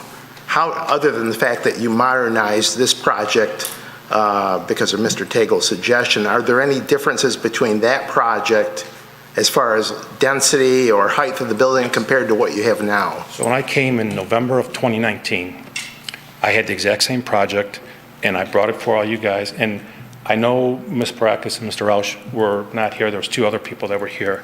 And I forgot what her name was. Karen Cruz. Mrs. Cruz told me, she goes, Gary, you've been to this before. We'd like you to step up your game. So I took her advice, stepped up my game, and she says, that EP zoning, it has to go. Get rid of it. And you can look back on 2019's meeting, and she specifically said, get rid of it, in which I said, I will bring something back. And I checked with the boards. I said, everybody was fine with it. I mean, nobody answered because they said things change, I understand. I think Mr. Raham said, as long as you don't do more than 25 units, you were good with it. So I came back on a request of a planning commissioner that's not here anymore, but I'm sure that the rest of the board agreed to have me come back with an EP zoning change. And that's why I'm back here today. Obviously, from November till now, we had COVID, the city was closed. I did not want to do this virtually. I'd rather be in person doing it, and that's how I am here today. So no changes in density or height of the two projects? Density, height, nothing has changed, except the facades. All right. And then adding the guest parking in the EP zoning, which I think now we're really kind of close to that 2-to-1 ratio, or we're over it. Thank you. Anyone else for the applicant? I would like to request that if I can come back up again after the public comment. It is still a public hearing, is it? Or is it not? It was not advertised as a public hearing. We've had 2 public hearings. This was considered out of public hearing by City Council. They kept the public hearing open. They made a motion to remand it back to Planning Commission, so we did not advertise this as a public hearing. And as we've had 1, 2, this is the 3rd meeting, but this one's not a public, but the other 2, the first meeting I had 2 people come. Mrs. Bueller next door, and I had a person to the west of me who came and actually spoke how they liked the project. They were happy with it. The second meeting I had, Pam came again, and the neighbor 6 houses down, and his complaint was Arby's light shined into his house. And I think it might have been resolved by now. Yeah, we took care of that. So, and those are the only 2 neighbors in that whole area that came to speak about this. So I think, you know, I talk with the neighbors on all my project, as you know, and I explained to them, and if I didn't, I'd expect to look behind me and see, you know, 40, 50 people standing there. So, Okay. that's it. Is there any other questions for me? None that I see. Okay. Thank you very much. Thank you. Now, this is not a public hearing, but is there anyone in the audience that'd like to speak on this item? Seeing none, I'll bring it back to the commission for your thoughts. I have a quick Go ahead, Ms. Malala Holly. You do have a copy here from Laura and Mike Lipinski. Yep. And I take it this is one of the residents who is discussing this particular project and has issues with it. I don't know whether we all got a chance to review this, because I know when I came in, this was on the table here, and I've been looking at it periodically. Raises the same issues to a large extent that Mr. Roush brought to our attention today. So just wanted to let you know that this is one thing that we cannot ignore. It is still on our table. I have one question. Go ahead, Mr. Roush. We're going in order. It's, when we have a site plan that encompasses property that isn't owned by the applicant, because we can't make the assumption that they have the right to use it, do we actually evaluate the easement? Is that something the city attorney does at some point? I don't know if you were talking, I don't know if you heard my question, Mr. Savin. I'm sorry, I was... No problem, no, I'll be happy to repeat it. Yeah. My question was, when we have an application that has a site plan that includes property that isn't owned by the applicant and is showing as an easement for its use, do we or does somebody verify that they have the right to use it for the purposes shown in the site plan? I'm confused in terms of what portion of this we're referring to. The entrance and exit of the property. The exit in particular is not within the owner's property. He shows that there is an easement, and that is the area that I expressed a concern about on potentially blocking access to Taco Bell. Yeah, I'm sorry. It's now that you mention it, it's jumping out at me. Yes, we would. It's got a library page number. We would review that. Has it been reviewed? I don't know. Who reviews it? Is the city's attorney review it? Engineering would review it as part of final engineering. Thank you. So we don't know if it's, we don't know if he has the right to use it for the purposes intended. Yes, you have to assume. Well, it was developed in 2006 with the intent of connecting to the back. So my assumption is there's every right to use that. It was designed and constructed specifically for that purpose. So my assumption is he does have the right to use it. But we could verify that. Any clarification? I see you're showing it, I see you're looking at the drawing that he provided, which was the original site plan application for Taco Bell. Yeah, and going off of memory too. Gotcha. Thank you. Any clarification from the applicant on that item needed? No, I don't think so. Okay, he's fine. Okay. What's that? Mr. Carlisle checked the site plan and verified that it does meet the open space requirements. Okay. The 20%? 15% required. There was a typo in my report. 15% required the node. Oh, okay, so you were, okay. Okay. Mr. Rahman.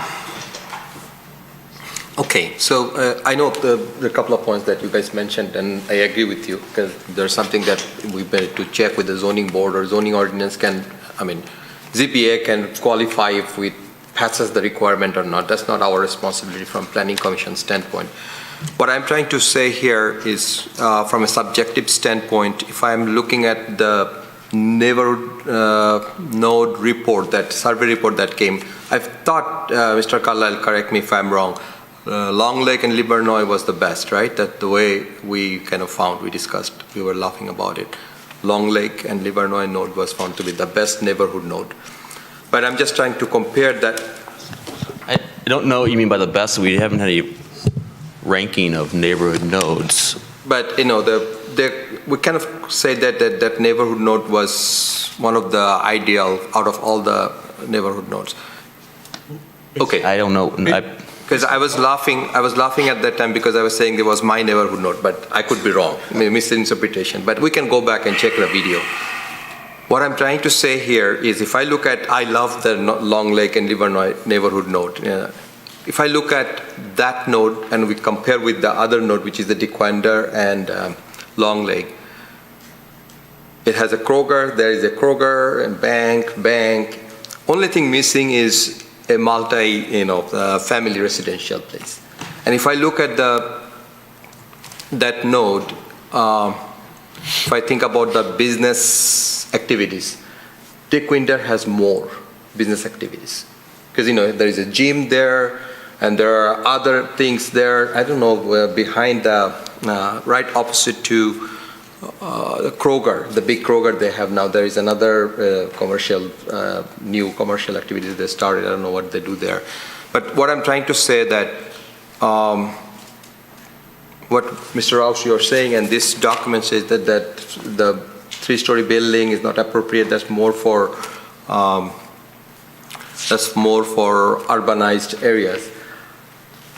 If neighborhood node allows 3-story, then that neighborhood node is more appropriate. I would consider that neighborhood node can have a 3-story building because it has other amenities there. So there is walkability and there are other amenities that, like there is a gym there, the people that they can go, the neighbors can go, residents can go and enjoy the area. That's one thing. And then I see there are only 3 houses that's abutting the property, right? And I don't know, if there is any complaint, and if they have any complaint, then I would like to make sure that you go and talk to them and see what they want from a privacy standpoint, from screening standpoint, from, you can take care of it. That's something that I would recommend.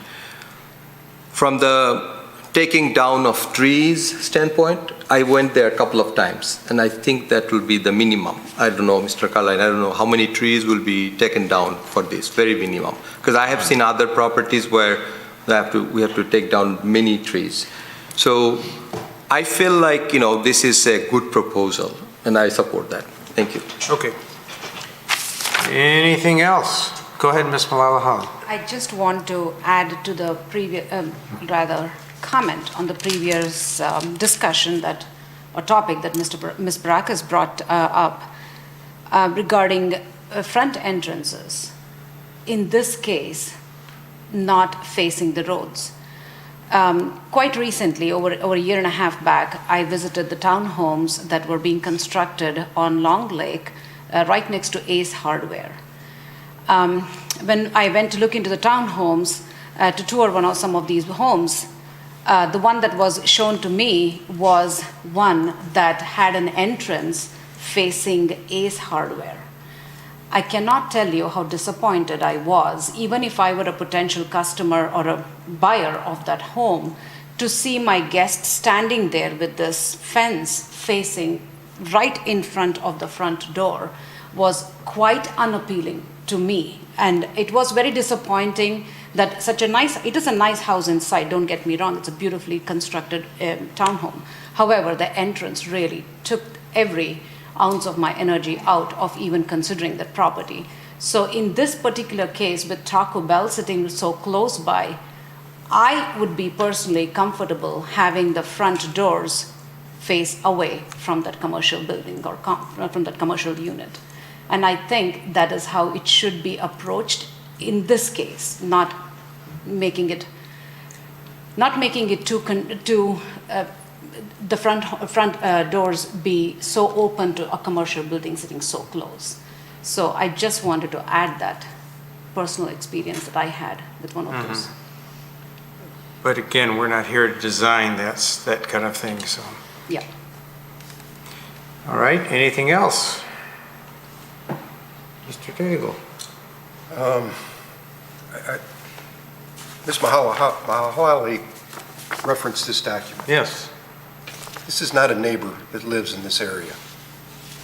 Is this a neighbor of yours, Mr. Roush? Yes, it is somebody who lives in the Crooks Road townhomes area. Okay. I'm curious, their interest in this project that's several miles from their house. We see this every once in a while, that neighbors from around the community that are not impacted at all by a development somehow get rallied and say, start a write-in campaign or come speak at the meetings. And I know that Mr. Lipinski spoke in front of the city council. And I look at the documentation he put together, and I'm pretty astounded as a resident in the city of Troy that he knows our ordinance as well as he does. Kudos to him, because he did a good job.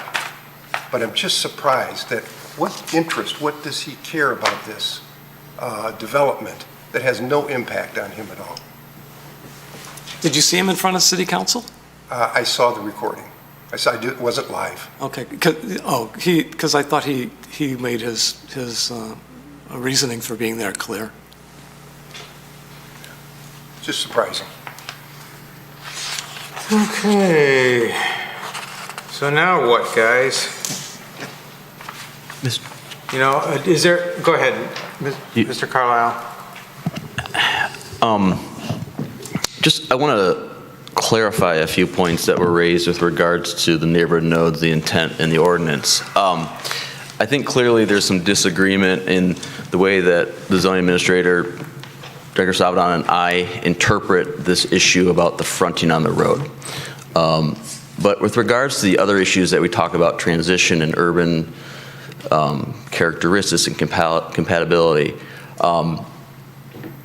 this particular site, we can debate what urban is or urban is not.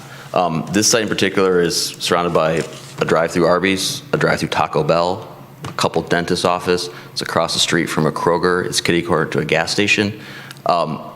It could be determined or confined as more urban than not. And the second thing I would add is townhomes or lower density, lower scale multifamily, which townhome is one of them, has always been traditionally a appropriate transition and buffer from single-family to commercial, whether that be one-story commercial or multi-story commercial.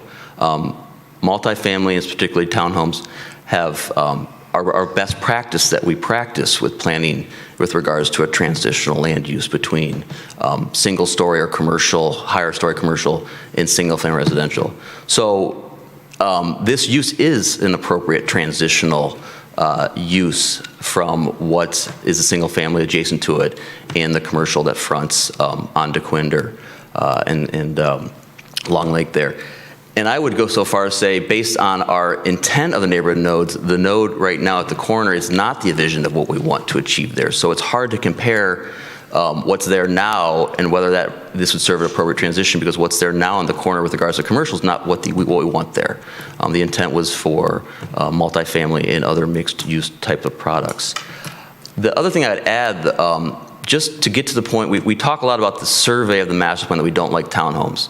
And that could be something that we can discuss as part of the master plan update and amendments. But townhomes is a permitted building form in this district. It is a by right building form. We can't subjectively say we don't like townhomes, so we should not approve this project. I just want to be very clear to the Planning Commission that it does meet the standards of a neighborhood node for a by right development. The discussion point here really is the EP zoning and whether or not that should be conditionally zoned as part of the site plan.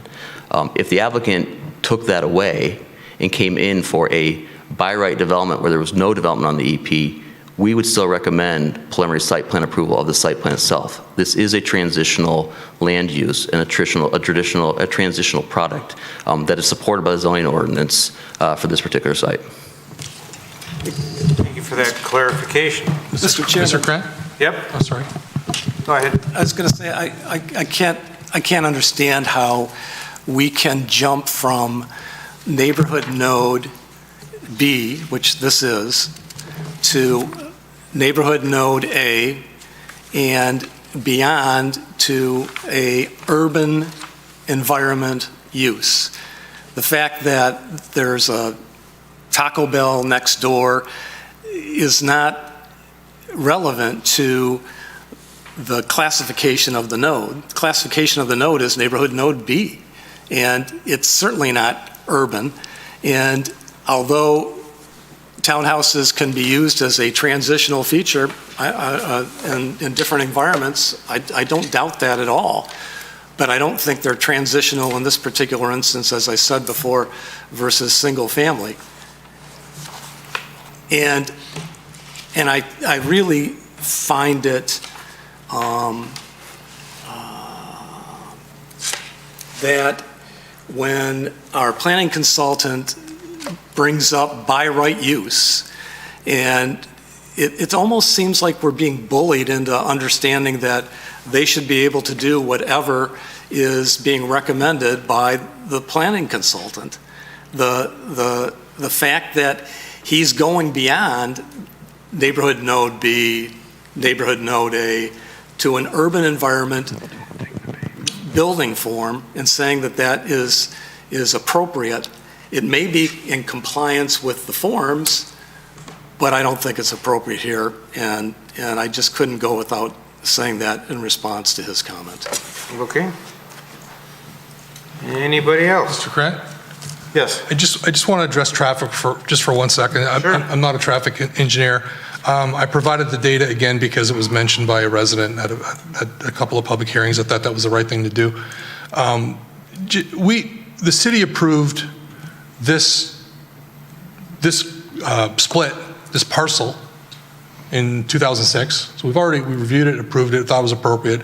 We approved this relationship between Taco Bell and this parcel back in 2006. The die's cast. It is what it is. Another transitional use besides townhomes is office, and there's information provided by our traffic expert that an office would generate more traffic than this. This is about the least amount of traffic you're going to get for this site, short of it being not developed. And the developer has development rights. He's before you this evening with an application seeking a recommendation. I don't think it's fair or proper to deny this based on traffic for an existing condition that's been in existence for 15 years. How many accidents is too many? Well, if you're in the accident, one's too many. I'm not going to put a subjective number on that, but 25,000 cars a day and 2 accidents a year. Again, I wouldn't want to be the one of the two. But I think that I just want to remind everyone that there are development rights here that are to be considered. Go ahead, Mr. Lambert. I don't want to drag this on, but I know with Mr. Roush's comment about the planning consultant and saying a by right development, I heard that comment made several times at the city council meeting when this came in front of them.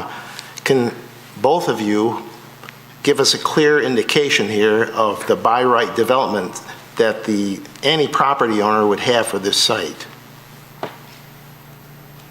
The neighborhood node zoning district permits by right a wide range of uses, including residential townhomes, other forms of residential, office, commercial. There's a wide range of different uses. So it's not like you're not interpreting that, you're looking exactly what the ordinance says can be built there. That's correct. Okay. And to follow up on that, it says in your report from staff that zoning is neighborhood node J. Is that a form A, B, or C for J?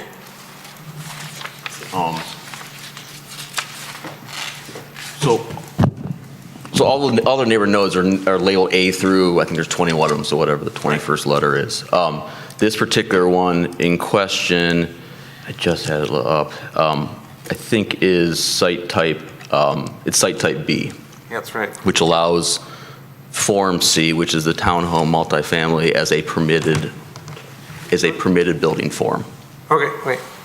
It's Form B or C? Which one of those two for this particular J node? Allows them both?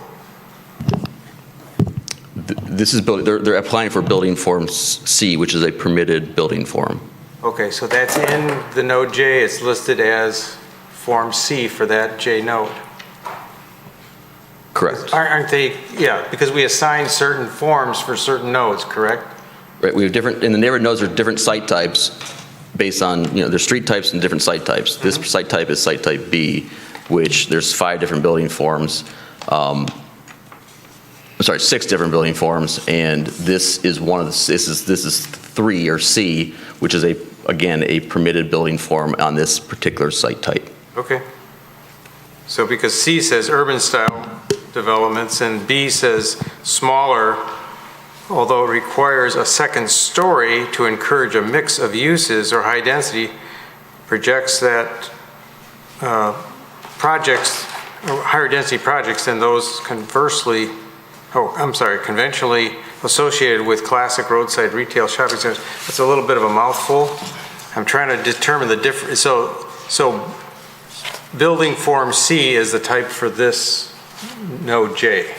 I mean, I'm just trying to find out what ones. Building form C is one type of building form that's allowed to be built in neighborhood node J. Okay. But building form C is the one that we typically, or is applied for residential developments within neighborhood node. A and B, which is what we more typically see, are more for either mixed use and or commercial type developments. The difference between A and B is A requires the building right to be the street and it can be one story. If it's B, it can be set back and have one row of parking, but it has to have multiple stories. This is C, which is the residential building form. All right. Anything else before we bring it back to have a discussion and resolution? I guess we're going to have a resolution then. Anybody want to put forth a resolution? Want to take a stab at it, Mr. Hudson, since Mr. Lambert's been so generous with his... No, I'm still trying to make up my mind here. Okay. I voted no last time, and I'm still thinking. Okay, I understand. Mr. Lambert, you I'm want not going to make a resolution, but I think before we get to that point, I don't know how the vote is going to come down, but I don't know if we address some of the items that were indicated here, such as what kind of, did we want to require fencing along that south side or not? And I don't know whether we want to bring back Sure, we can Mr. look at- Abathera to give us some thoughts about details. what he'd like, or any of that. Yeah, I'd appreciate that. That's a good idea. What do you think of the south side? At the last meeting, we talked on the south side of the option of putting a fence up there to, Because it's just really tight there. it's tight there, yes. And then I think a fence would keep Yeah. people from. What is the height of a 6 foot. 6 foot. It'd be a 6-foot decorative fence. Okay. That answers your question.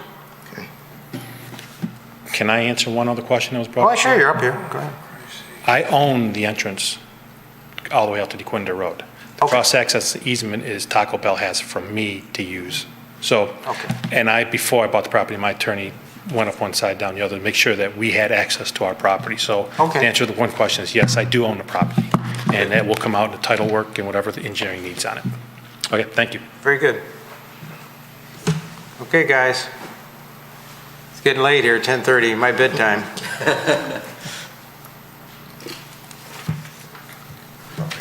Go ahead, John.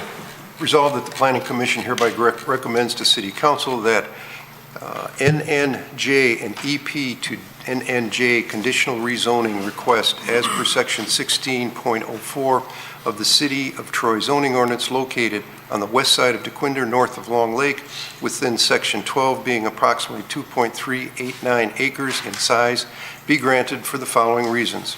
The request complies with the master plan. Number 2, the EP district does not include any significant natural features.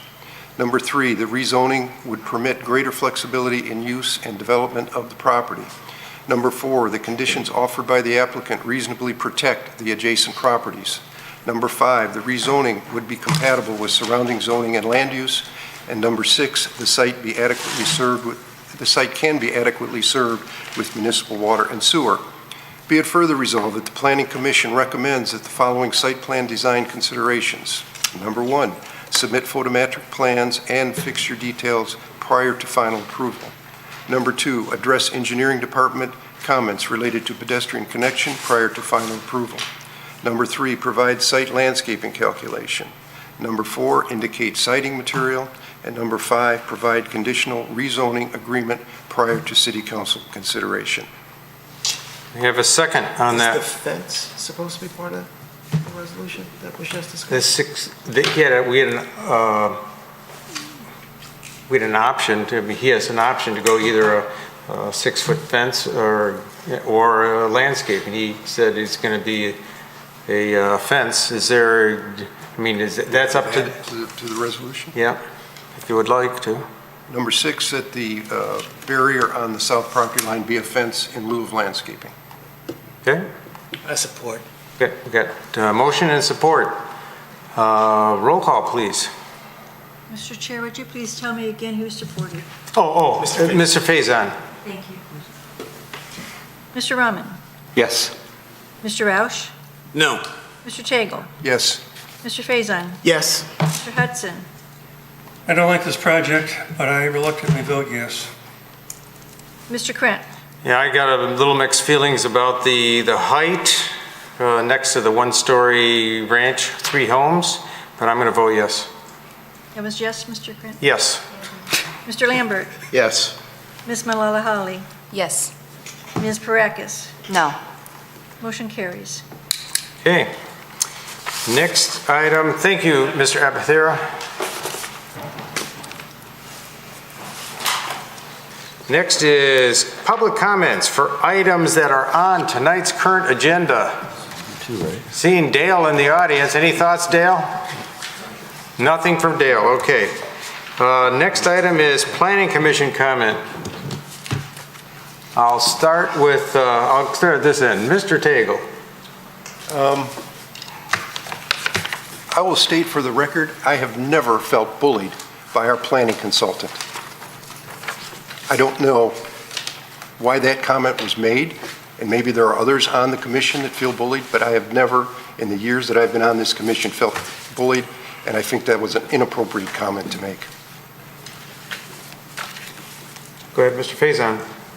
Couple of things. I thought the conversation about transition was interesting, and I accepted both the applicant's comments about the ranch being able to be redeveloped into something taller, and Mr. Carlisle's comment about the projects on the corner not necessarily being what we would like the node to be and what the node could be.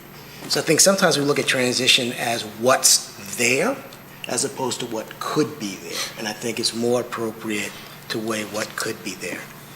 The second thing is we've talked about this issue of the entrances on the street, and I've heard that, and I read the language. I've read it several times after we've talked about it, but I've also read the 9-page report, and I think it was presented at a meeting, and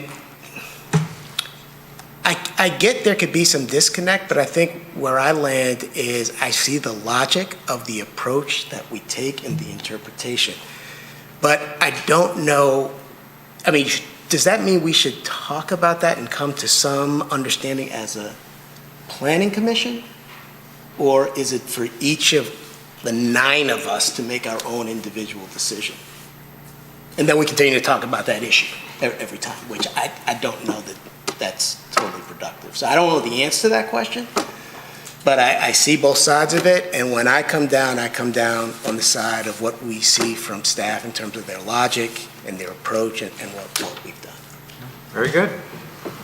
Mr. Lambert.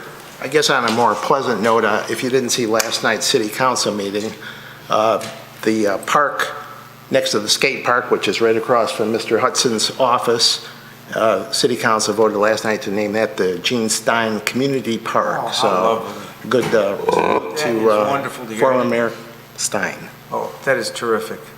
Good to know they value her as much as most of us do. I've got no comment. Okay, Mr. Rahman. You're all set? Ms. Parakis. I'd just like to say I appreciate, Mr. Faison, your comments about that. That makes sense. I appreciate that about the, looking at that both ways and deciding what we want to do. On a totally different note, I wanted to just comment on the citizen planner course that's being offered. I'm about halfway through it, and it's phenomenal. It's really great. A lot of good information, and I'm really glad I'm able to do that and get my certification in that. Hopefully I'll be done in a week. Lovely. Mr. Roush. In answer to Mr. Faison's comments, I will formally request that my memo be put on the agenda along with the proposed change to that section of the zoning ordinance, which will give us an opportunity to talk about it. I think that the memo I provided some answers as to why I still differ in opinion with Mr. Savinon. As it relates to the bullying, the problem that I have is that it seems like whenever there's people objecting to an application that's before us, we often hear from staff or the consultant, this is a by right application. And I wish I had Ms. Dufresne's pleading for this Crooks Road townhome case, because she gives a really good explanation of the subjectivity of the ordinance, the sections that provide subjectivity, which include transition, compatibility, things like what came up with the open space, what's significant, what isn't significant. The same thing with recreation, what should be included, what shouldn't be included.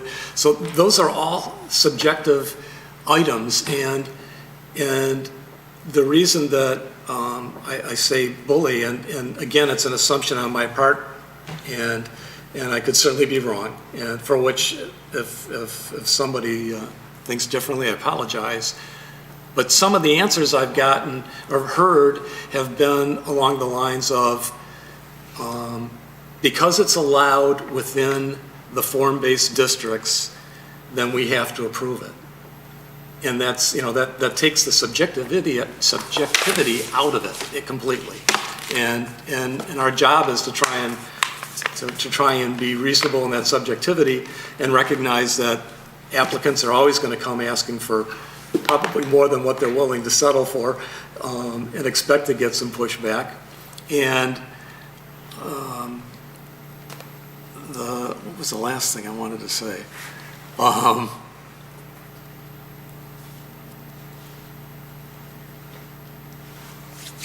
I think the good discourse that occurs is worthwhile, and I wanted to say also I think one of the problems with the townhomes is things have changed in the last 5 years. I think it's been about 5 years. The zoning ordinance, as it's been written and the way it's been working, nobody was building, that I recall, garages underneath the buildings. And when they started doing that and going from carports and garages separate from the buildings, it really changed the density in what's going on in a lot of these residential developments. And I think it's increased it more than it had been in the past. So I think that maybe is why some of the people that are surveyed are unhappy. That's it. Ms. Malala-Holly. I just want a clear understanding of open space requirements. That is something that I think in the future projects, when it does come up, we have some kind of a clear idea about what we mean by open space and how we define it here in the city for certain projects or building. So if some kind of a clarification on that can be provided so we don't elongate our discussion on what open space is and what qualifies as open space, that would be appreciated. Okay, I just want to add, we need a better definition than of recreational space. Because if we don't have a definition for it, we better find one and work out the details. Don't go ahead. Mr. Roach made a request that his response to the infamous 9-page analysis be placed on the agenda. Reminder that Planning Commission speaks in resolutions. I want to confer, so we would need a resolution on that. I really don't think it's appropriate for the zoning administrator, which I serve as that as representative of the city manager. I don't think it's appropriate for the zoning administrator to be put in a position to have to debate or defend an interpretation. I'm not suggesting that was your intent, Mr. Rout, but I hesitate to going down that path. And I also need to confer with Ms. Dufresne, because I think there was some communication about moving forward with that response. So I would want to, even if you do pass a resolution in support, I want to confer with the city attorney prior to that, given the way things are right now with a pending lawsuit. All right, and I haven't finished my comments, but I'll continue on. Number one, I have never felt bullied by Ben Carlisle, ever. I think he offers an excellent perspective of our ordinances and our master plan, and it's his professional way of getting things done that I really appreciate. The last item I want to talk about is, in case everybody on this commission doesn't realize it, tomorrow is the first day of the Michigan Association of Planners Conference. I don't want to take a head count of how many are going. It's going to be a virtual event again this year, but I learned so much from it last year. I'm so pleased that even though the COVID has precluded us from actually going someplace to hear all this live, we still have it in gear, and it's I don't know if you signed up for it or not, guys, but I'm definitely going to be glued to it for the next 3 days. So, and just a reminder, Ms. Malala-Holly, we had a correspondence via email. The beauty of the remote sessions So don't get in your car and drive to the conference because it's remote. But if you can actually literally see all of the sessions. So when you're in person, you have to choose between. Oh, that's right. 3. You can literally watch all of them. All of them now. I think your membership is good for like a month or 2 months or something. So you can watch all of them. So we can, on the replay, watch all of them. Just remember your login, your username and login, and you can. That was yes, a great feature of the virtual. Matter of fact, I will suggest that to Andrea, maybe take the recordings and put them online later for when they do have a live event to see them later again. So, it's Andrea Brown, right? Yeah. I guess staff, any thoughts that you want to relay to us? I thought you were going to adjourn, so I jumped in, and I'm good. Honestly, you're good, Ben. Whatever side you are of the game this weekend, good luck to both sides. So, Mr. Mazzoni, anything from you? No, thank you, but this was not as short of a meeting that is. Yeah, sorry, pal. Aren't you glad you pulled the short stick? Yes. Mr. Chairman, I'll hold off on that resolution, making that resolution. Okay, so we won't have to vote on that tonight? Consultation with the city attorney. Okay, sounds good. All right, then we're adjourned. Thank you.